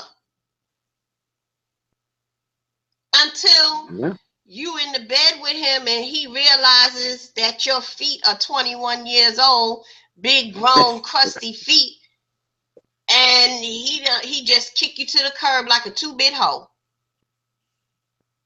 And by then, he already got his eyes grooming on another boy who was about 15, 16. And you thought you were special. Yeah. You thought you was the only one. And when you realize that you weren't the only one, that is complete devastation. Because now you don't have your never manhood thought anymore. about being with the same sex until Bishop Eddie Long. You never had any intentions on doing that, but you did it for him. And now he has totally cast you to the side. And the one thing that you had that you lost for this person, he doesn't even see you the same anymore. See that part of it becomes worse than the original the original sin and the original crime itself. And the other day we were talking, and I shared a story out of Second Samuel, where David, he had a lot of kids. King David had a lot of children, and from different women. And one of his sons, Absalom, uh, the, Absalom's mom, uh, he had another child from that same woman, and it was a daughter. Mm-hmm. So Absalom and Tamar were brother and sister from the same mom. And David had other sons that obviously had different moms, but then all of them are brother and sister Right. to one degree or the other, whether you call them half brother or sister or whatever. Um, Amnon did not have the same mother as Tamar, but obviously they had the same father. Right. So, for all intents and purposes, that was his sister. Right. Half sister nonetheless, but it was his sister. And and he is so infatuated. He is completely obsessed, as the text tells us, with his sister that he can't even function. And this is a king's kid. And now his servant realizes that something's wrong. He's like, "Hey, I've noticed that you're something's wrong with you. You're troubled about something. What's going on?" He's like, man, my sister Tamar, man, I gotta have that girl. And and he says, and so his servant cooks up a plan and says, why don't you pretend to be sick? And when your dad asks you what's wrong, just say, well, hey, I'm not feeling too well, but could I have my sister? Could you send my sister over to take care of me? And so that's what he does. The sister comes over and cooks for him, and he says, well, I want you to bring the food to me in the room, and then I want you to feed me. And so when she does, then he tries to make a move, and she's like, hey, no, man, I'm your sister. Can't do that. And he's like, no, no, I gotta have you. And she's like, listen, you're gonna first of all, what's gonna happen? You're gonna do this to me. You're gonna totally defile me. I won't be worth anything. Nobody would want me. Mm-hmm. And then not only that, you're gonna be known as an immoral man. And so she tries to make a run for it. He jumps up out of the bed, bolts the door, and forces himself on her and rapes his sister. Wow. Then the Bible said, now that if it stopped there, that would be bad enough. But it gets worse. It says, after he was done, he hated her with an even greater hatred than the love that he had originally had for her. Wait a minute. How does he be crazy about her, rapes her, and then turns around and is disgusted by her? Really? Yeah. He's totally repulsed with her now because see now that he's gotten what he wants, he no longer sees her in the same way. So he becomes repulsed after he has totally defiled her and deflowered her. Um, Now she's just last week's trash. And so then he takes her, uh, tells her, get out. And she's like, no, I can't you're not just going to put me out in the street like this. You got to make this right. And he's like, no. And she says, uh, if you throw me out in the street like this, that would be worse than the actual rape itself. Wow. And because see now he's and I bring that up to highlight this situation. It's bad enough to molest a child, But what we have in this situation is he then turns around and he continues this cycle. So he cycles these kids in and he cycles the other ones out. Well, what happens to them when they're cycled out? They can't go back to the way it was. Mm-mm. They can never recover their sense of manhood. Psychologically, they're scarred. Yep. They never had any intention on it, even going where it went. But because they trusted him, because they lost because their sense of judgment and discernment. It's kind of like your immune system. You know, if your immune system starts falling, anything will get you sick. You just Mm-hmm. drink some tap water, and there's some stuff there's microbes in tap water that'll take you out, lock your throat up, your esophagus, and all kinds of other stuff. Our body fights off all kinds of things that we never even know could potentially take us out. But when that immune system is down, you are susceptible and vulnerable to almost anything. Well, that's what he essentially does.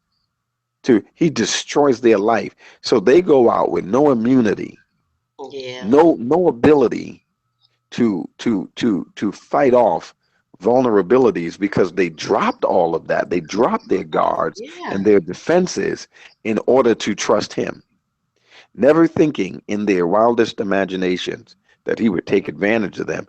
And so once they realize that has happened, they have to try and justify it in their mind in order to save themselves from total devastation and ruin. They've got to Yeah. try and tell themselves, but you're still a man, though. You're still a man. You ain't no faggot. You ain't no faggot. You still a man. This is just a duty you did. Mm. You were like an armor bearer. Ugh. And then when he turns around and cycles you out, well, you don't have a way of justifying it now. You can't go back and you can't go forward. So you become stuck somewhere in life. And it's like that movie Life, with Eddie Murphy and Martin Lawrence, when they had the one guy, I think his name was Mario. Well, I can't remember his name, Nunez or something. I can't remember his name, but he used to play on the one sitcom with Terrence Howard, Mm-hmm. the lawyers or whatever. But he played the the man chick Mm-hmm. to Bernie Mac's character, Django Leg. Mm-hmm.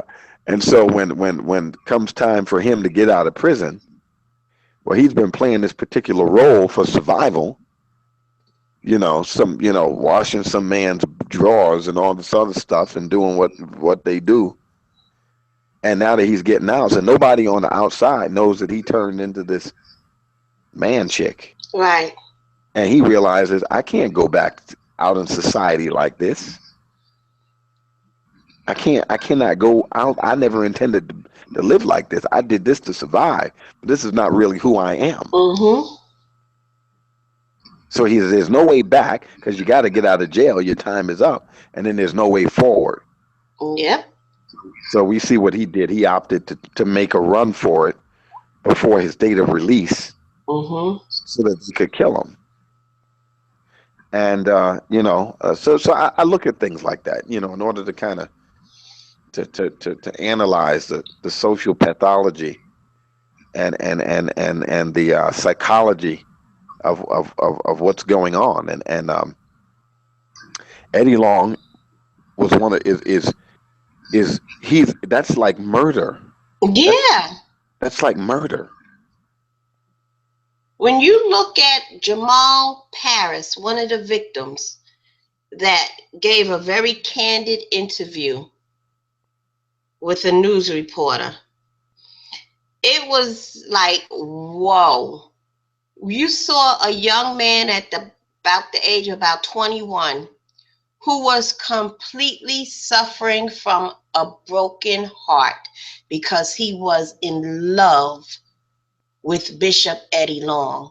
And Eddie Long broke that boy's heart, just kicked him to the curb because he got too old. He was no longer interested in Jamal. And, Eddie's thing was, be a man, move on, be a man. Why you hanging out with me? I've been teaching you how to be a man, be a man, be a man. To the point where Jamal says, those times when you would drive me home and I'd be crying in the car. Then I have to go and take a shower over and over again, trying to wash the smell of your cologne off of my body. This is what that boy said. That boy was a broken-hearted young man, didn't know how to deal with the love feelings for this man. So many, the fact that this man is in his 30s now, I imagine, and he did not commit suicide is a miracle. Because all of that torment you can see in that interview that boy was going through and dealing with. It was just so many levels dealing with the love, well, not love making, but with the sex with the bishop. And you could tell and look at him that had he never crossed paths with Bishop Eddie Long, he would have never had a sexual relationship with another man. And now he probably doesn't know whether he's straight or gay. Because, I'm sure that whatever him and the bishop did, it felt good. You can't deny that. And to be so intensely in love with another man at that, starting at a young adolescent age, I guess him getting a girlfriend, it would be a very awkward experience. And we're not even talking about him having sex with a female, just in a relationship. I hope he's much better today than what he was when we first were introduced to him.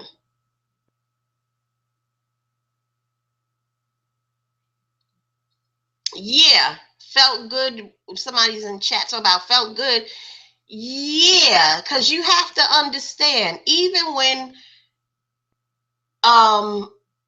children are being molested, somebody is awakening those feelings in them.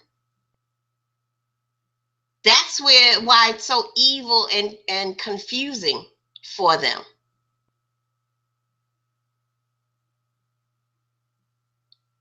I agree.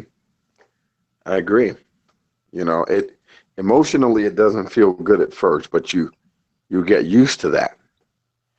And that gets confused with the pleasurable aspect of sin and so or of sex.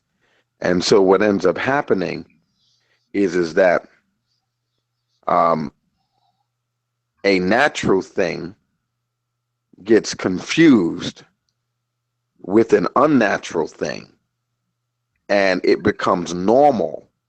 It becomes normalized in the person's mind. So you have something that should not be taking place, molestation, occurring in the form of a natural act, sex. So sex is a natural act, but when it occurs in the context of molestation and rape and this, that, and the other, if the two should ever become normalized in the mind of a person that's not processing what's happening rationally, it'll start feeling good to them. They'll just accept it, and it'll feel good. And once people normalize a thing, it's one of the most normal things to happen at that point is, well, this has got to be exclusive. It's just a natural gravitation towards exclusivity. Well, if this is what we've got going on, then it's got to be just going on between us. When you find out, though, that, oh, it's not just you, then you're not as special as you thought. And oh boy, that's when that's when things start unwinding at that point, because now you're left with the feelings of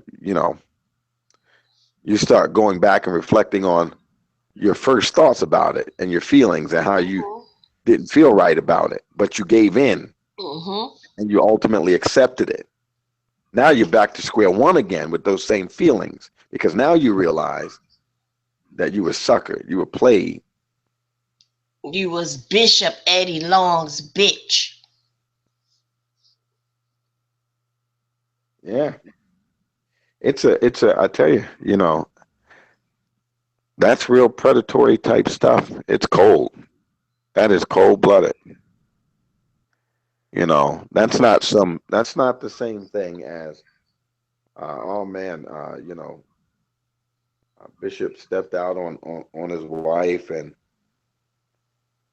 some sister came for a revival and through, and they hooked up and that has its problems too. But that's not even in the same category. You know, a man can move on beyond that. He can come to, he can be held accountable and be restored and all that other stuff. There's still some natural element there to it. There's some consent, whatever. Maybe she was attracted to, or she just had to have her a preacher, whatever. That's not the same kind of thing here. This kind of thing right here is predatory. This kind of thing is predatory. This kind of thing is like murdering a man. Yeah. You took a man's manhood from him. Before he was even solidified in his manhood. Exactly. You robbed him of it before he could even come into it. Then told him to be a man with no possible way of becoming that. Evil.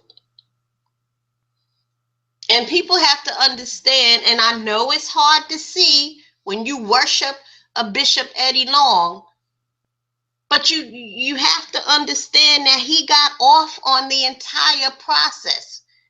The hunt, the scoping out of the young boys, establishing relationships. You get your eye on a particular boy that he thought was cute. Well, who is his mama? And you find out about his mama. Oh, she's single, ain't no dad, whatever. And you gain the trust from the mother. And you get the boy to start spending time with you. Or maybe you first met the boy because the mother requested to have a conference, a counseling session with the pastor, with Bishop Eddie Long.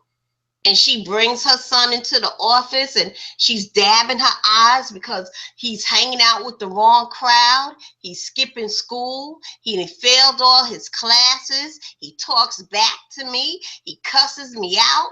He go out and he don't come home for 2 days. And you telling this to the bishop and he think your son is cute. Well, mother, let him hang out with me. I want you to be at my house tomorrow, Saturday. You be at my house 10 o'clock. I got a job for you to do. You're going to mow my lawn, and I'm going to pay you for it.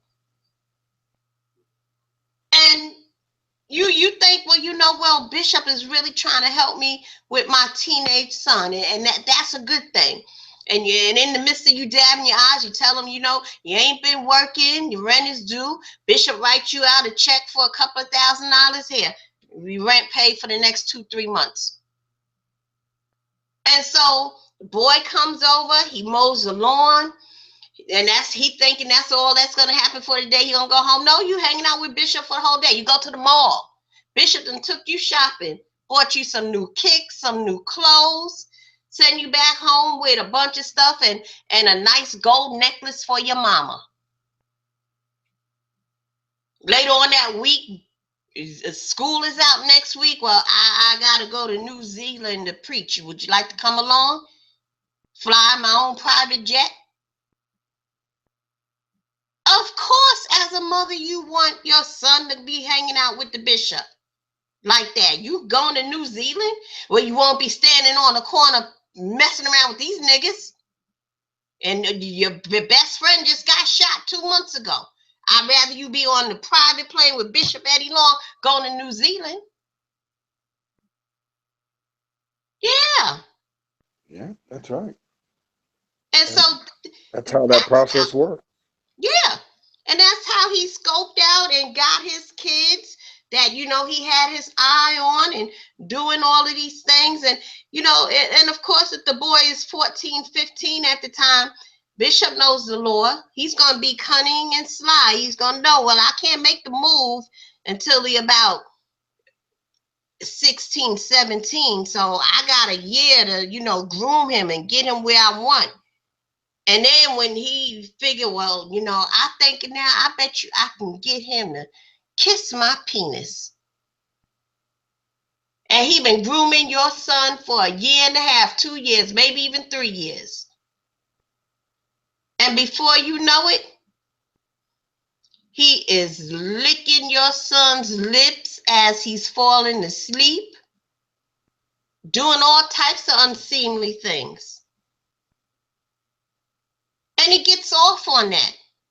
That whole hunt, the trolling for the kid, the prowl, and then getting the kid in his clutches, and then going in for the sexual kill.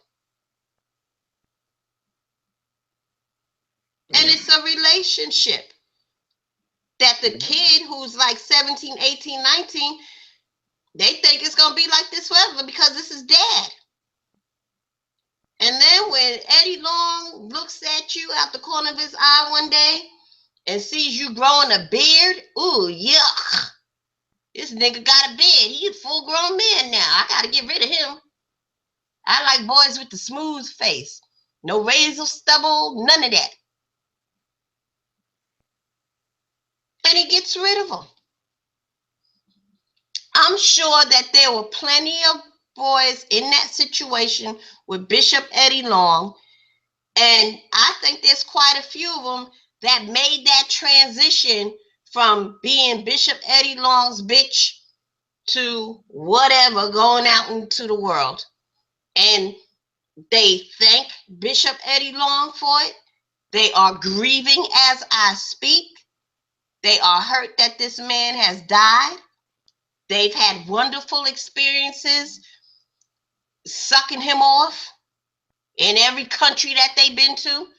And they ain't complaining. They ain't said nothing to nobody. And they probably looking at the boys who came out with it in the news and sued him and all that, probably looking at them as traitors. How could you do that to the bishop? He treated you good, just like he treated me. But everybody ain't going to deal with sexual abuse the same way. But mark my words, there's going to be some allegations made towards Bishop Eddie Long, towards his estate. Somebody, a couple, a few maybe, they going to come out and say, yeah, I was in a relationship with him. Now, why they going to come out now that this man is dead? Maybe they couldn't do it while he was alive because they wouldn't be able to look him in the eye. Because maybe they're dealing with that inner turmoil. Even though they realize what he did to them was wrong, they still don't want to hurt him. So it'll be easier for them to come out with their story if he's dead. Watch what I'm telling you.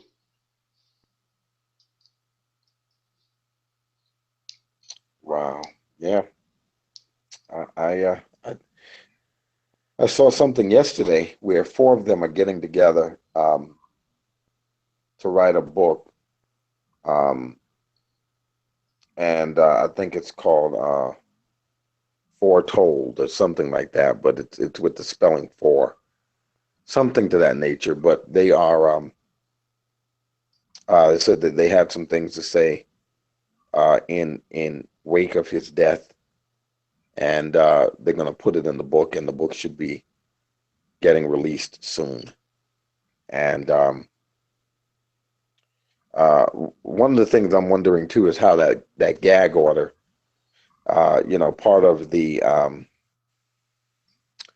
part of the legality to this lawsuit Mm-hmm. was that they obviously had to be under gag order. They could not say certain things, or I guess they could be sued, countersued, or whatever, and would have to return the money. But uh, I wonder how that works now that he is deceased. And I think one of the reasons why they're going to come out with this book is it would appear to me that the terms of that and the conditions of that arrangement, financial arrangement, um, is void once uh, Eddie Long is dead. So it's going to really be interesting. Yeah, it's going to really be interesting now that they are free to speak, if indeed they are free to speak. And by mere fact that four of them are coming out with a book, it sounds like they understand the conditions of the deal, and that they're going to be able to kind of do more of a tell all now. And somebody will say, well, what does it matter? He's dead anyway. Well, you know why it matters? It matters because the same thing happens all the time. And there are people who, just like many of those in New Birth, are willing to look the other way. Mm-hmm. They're in a cult of personality, and they're willing to make all kinds of excuses, justifications, and concessions for a person that they like, um, uh, a larger than life figure. They're willing to give that person a pass, and that person can get away with it. Not anybody else now, but that kind of person can. Mm-hmm. That's a You know teacher. what? Yeah. Now here's an interesting thing, and I would encourage anybody that's listening or will be listening later, if you catch the show. There was a practice, an ancient Greek practice called pederasty, Pederasty,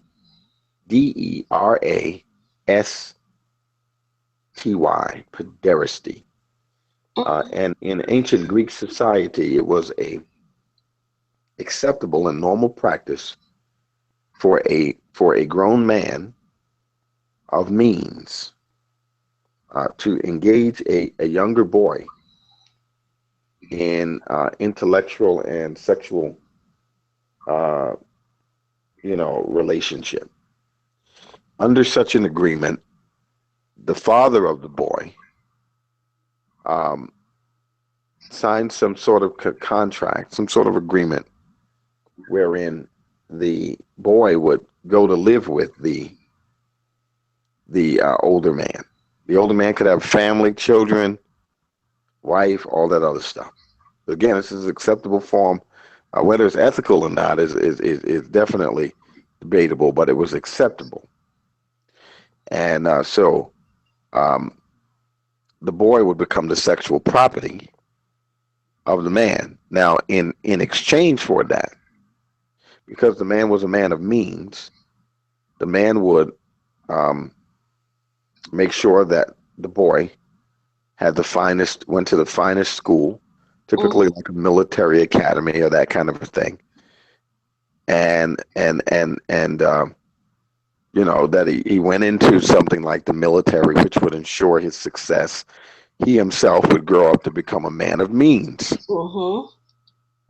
He would have never been able to have this kind of education and have been exposed to people of power and have had the opportunities that he had not it been for the uh, uh, pederastic type relationship. That sounds like So Eddie Long.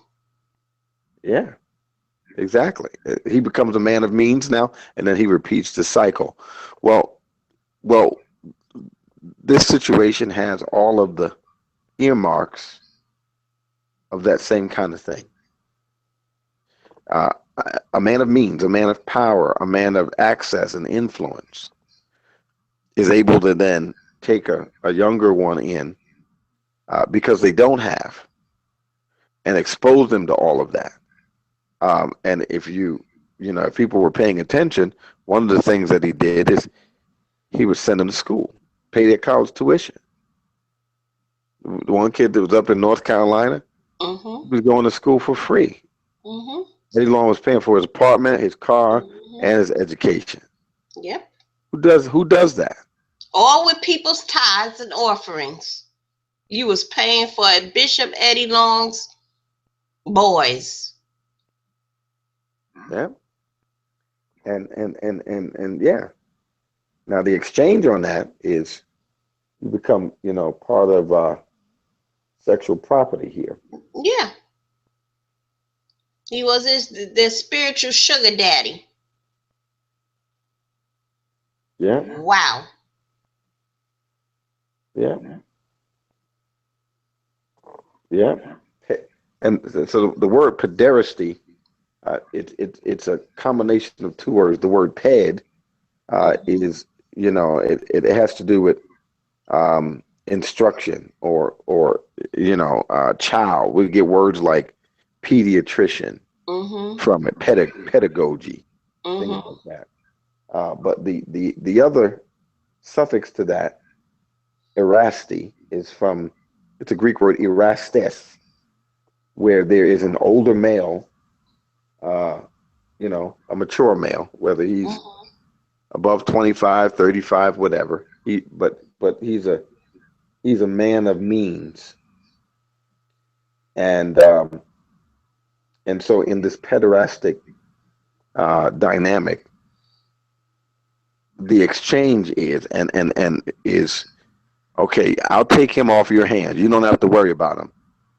I can get him into the finest schools. I can ensure that he's successful. Now, why is that important to the father? Well, the father knows that once he becomes successful, we all going to come up. Yeah. So let me give him over to this man, the Erastus, and he'll take care of him. Now he'll be having sex with him too. I know, I get it, but he'll go to the finest schools, and he will become wealthy himself. And when he becomes wealthy, he can help us all out. Except he becomes wealthy and he does the very same thing because now he's a man of power, a man of influence, a man of means, and he has a sexual appetite for boys too. Because again, he was put into a situation whereby he was the sexual property, and so many of the wealthy people, um, here's the true reality. It is child sex trafficking and child molestation is very, very common among wealthy people, even in Mm-hmm. this country. Yep. They say, well, and they say Atlanta is one of the places where child sex traffic has one of the highest volumes of children's sex traffic. And you say, well, who are these people trafficking these people? Wealthy people. It could be your own doggone doctor, Mm-hmm. Yep. the judge that made you pay the fine on the traffic ticket. Wealthy people. Wealthy people love kids. Let me tell you something. You remember where I used to work? And Mhm. I met a woman there who was in treatment. for substance abuse, and she was one of the many girlfriends of a very wealthy media mogul that we all know. And he has like tons of women. He's a multi millionaire. And like since I had been there, has been like four of his girlfriends up in there because he would drive them crazy. And this particular one, she just had a mental snap because she wanted to get married, and she wanted him to not have any other women and to marry her, and it was a contentious situation between them. But we were talking one day, and she told me that her grandfather was a multi-millionaire, and he had molested her since she was 8 years old. And so I said, since you were 8, did you tell your parents? She said, no, but they knew. And I said, your parents knew? I said, what would make you think that they knew?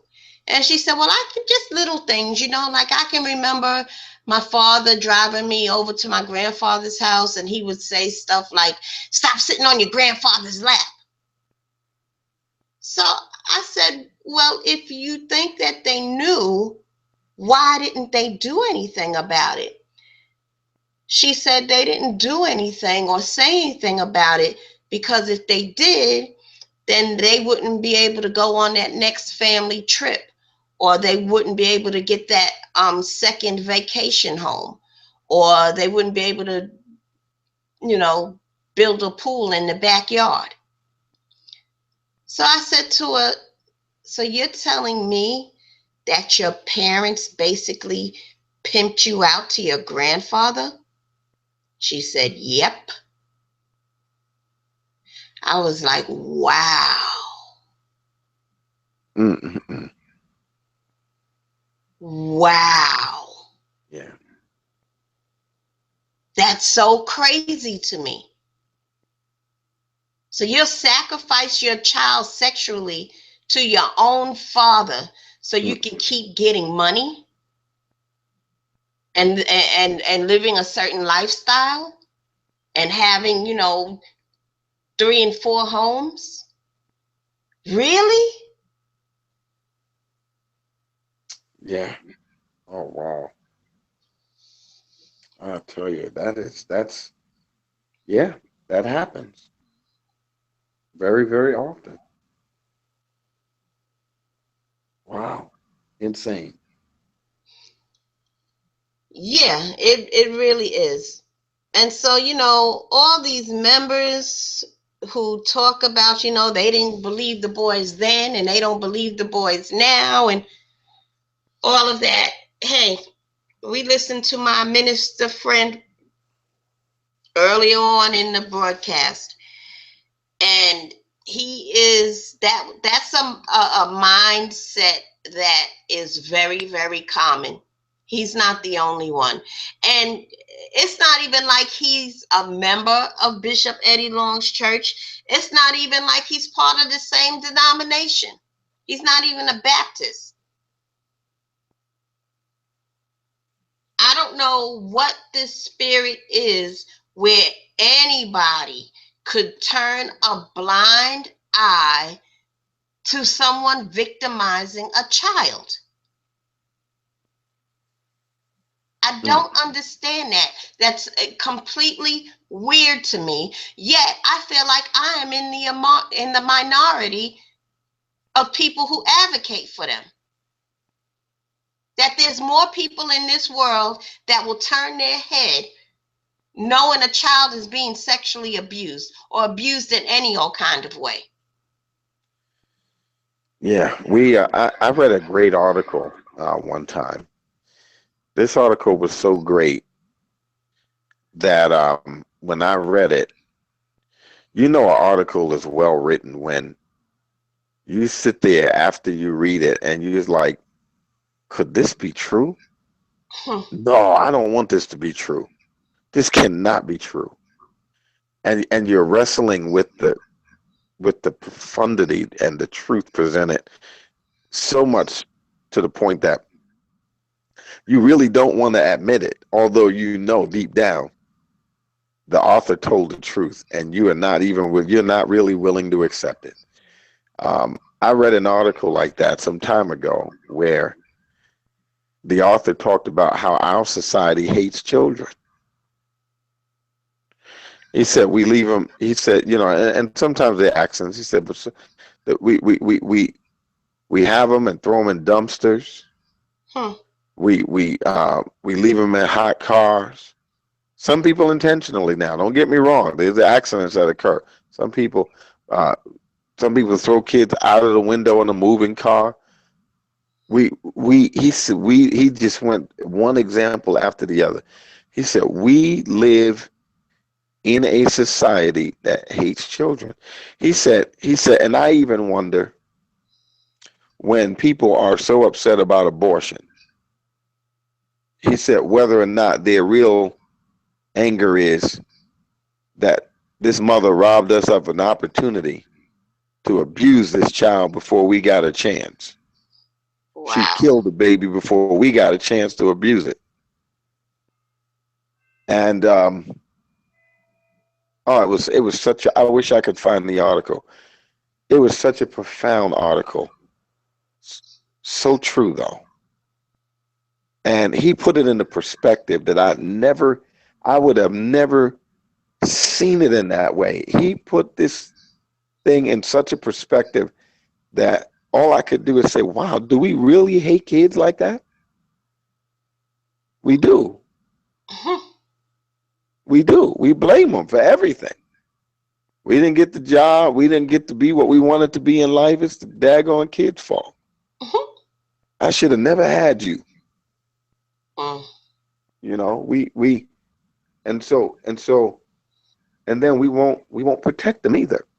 Mm-mm. They're being abused, even by others. Now, I'm not saying everybody's like that. I'm not But saying there's far everybody's too like that. many people who are. That's right. That's right. Far too many people who are. And yeah, we got to start valuing, and it's not just our kids. We got to value other people's kids. Look at what this Everybody's preacher kid. said. Look what this preacher said. Well, if it ain't mine, then nah, you don't really need to go to jail. No, you should feel the very same way whether that's your child or not. Exactly. Exactly. That right there. I tell you, if I didn't hear anything else but that part, I would have heard it all. You know, his, I, that statement was very telling Yep. of his mindset. And you know, I feel sorry for any kids that are part of his church. If you ever get one, right? Hmm. Yeah, or wherever he worships, if he's Mm-hmm. respected as a minister in that church, I'm sure at sometimes he's asked to preach here or there. Mm-hmm. He's part of a, if he is part of a fellowship where people are trusting his leadership, Yeah. judgment. Yeah. He's an associate minister, or whatever. Um, it's sad. It's sad. Just because you go to church with people don't mean that everybody's got the right thinking or the right beliefs. Don't mean that everybody's saved. You know, folks go to church. A lot of people go to church, but they're not where they ought to be. And certainly this guy has a wrong set of ideas, and he doesn't see anything wrong with it, and that's sad. Yeah. And God called them, right? I tell you, um, Really? God called that? Really? Someone who doesn't and Jesus loved the children. yeah, and you know what Jesus? Now this is Jesus's words on children. Yeah. This is how much Jesus loves children. And the song is right, the old Sunday school song. Jesus loves the little children, all the children of the world. Red and yellow, black and white, they're precious in his sight. Here's what Jesus said about children. One day, um, Jesus was with his students, his Talmudim in the Hebrew, his disciples, and they're following him. And Jesus um, comes into an area where there are a lot of people, and there was a group of children nearby. Maybe they were playing or whatever, but they saw Jesus, and they all ran over. And apparently, he had some reputation in that area. So the disciples, wanting to act like overzealous armor bearers, not wanting anybody to shake their pastor's hand because he's too much of a celebrity and too much of, they start throwing themselves in the way to block the kids from getting to Jesus. And Jesus is like, hey, hang on a minute. What are you guys doing? He says, allow the children to come be with me. Come hang out with me. He said, don't prevent them. Don't block them. Don't get in their way. And he says, I tell you what, he said, if anybody harms these children, he says it would be better that they tied a millstone. Now, a millstone could weigh 500 pounds or more. Mm-hmm. He said that they would tie that around their neck and be cast into the sea. Then he said it would be better that they had done that than to harm one of these children. He said, in fact, he said, I go one better than that. It would be better that they had never been born. Mm. That's Jesus's words now. Mm-hmm. So you keep that in mind with all your rest in peace, Bishop Eddie Long. You keep Jesus's words in mind when you're thinking about your condolences and all of that other stuff. Now, I'm not saying that a man can't be forgiven. I'm not saying that. I'm not judging his eternal destiny. But I'm bringing judgment and criticism about the things he did in life, things to which he denied and lied and did not rectify. And people are, they're forgetting about that.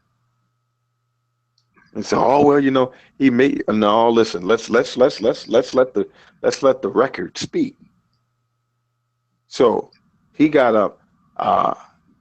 What did he say? That's not me. Who they're painting me out to be, that's Mm-hmm. not me.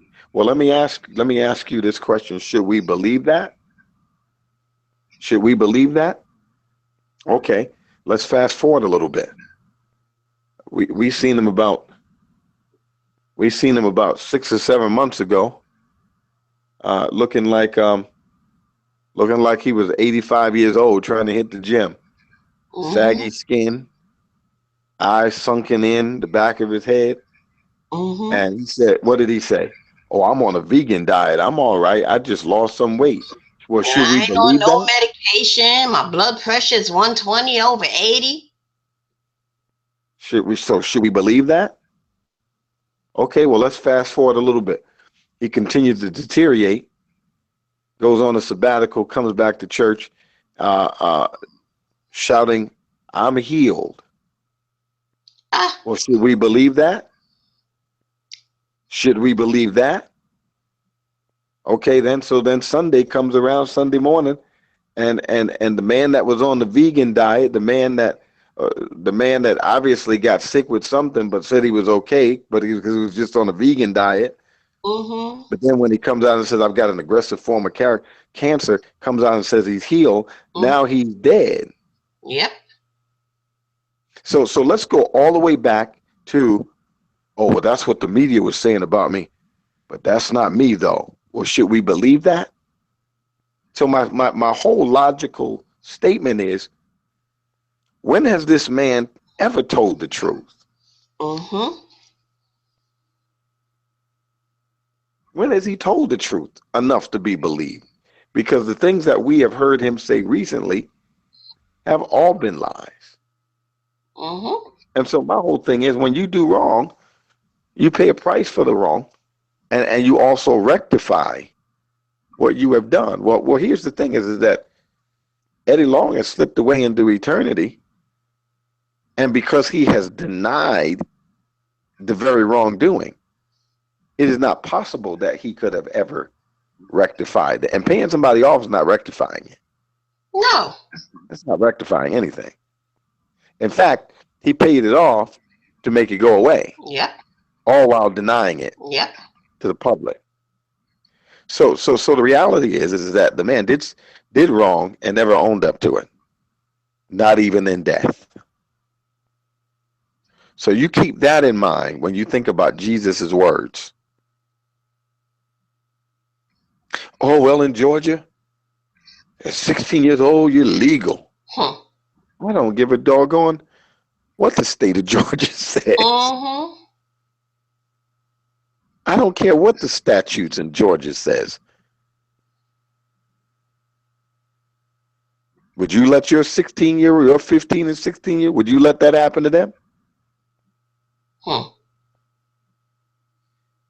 So you keep Jesus's words in mind when you think about it. This is no Bishop got caught with a lady kind of a thing. You know, we can all make some excuses for that to some degree. Mm-hmm. That's not this kind of situation though. This is way more egregious than that. This is on the level of murder, as I said. Yeah. You destroyed these men, these boys. You destroyed them. You destroyed their hopes and dreams. And we didn't even talk about fleecing your own congregation with Ponzi schemes. We didn't even get into We that. didn't even get that far.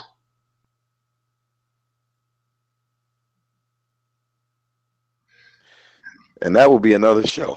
Yeah. Yeah. Yeah. Yeah, well, I'm going to get some rest. I really enjoyed this conversation. I think we it lived up to what we had hoped that it would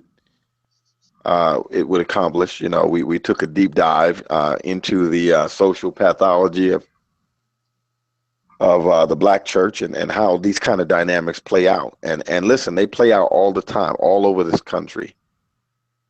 There are all kinds of charismatic people that are gifted, that are likable, and people look the other way all the time.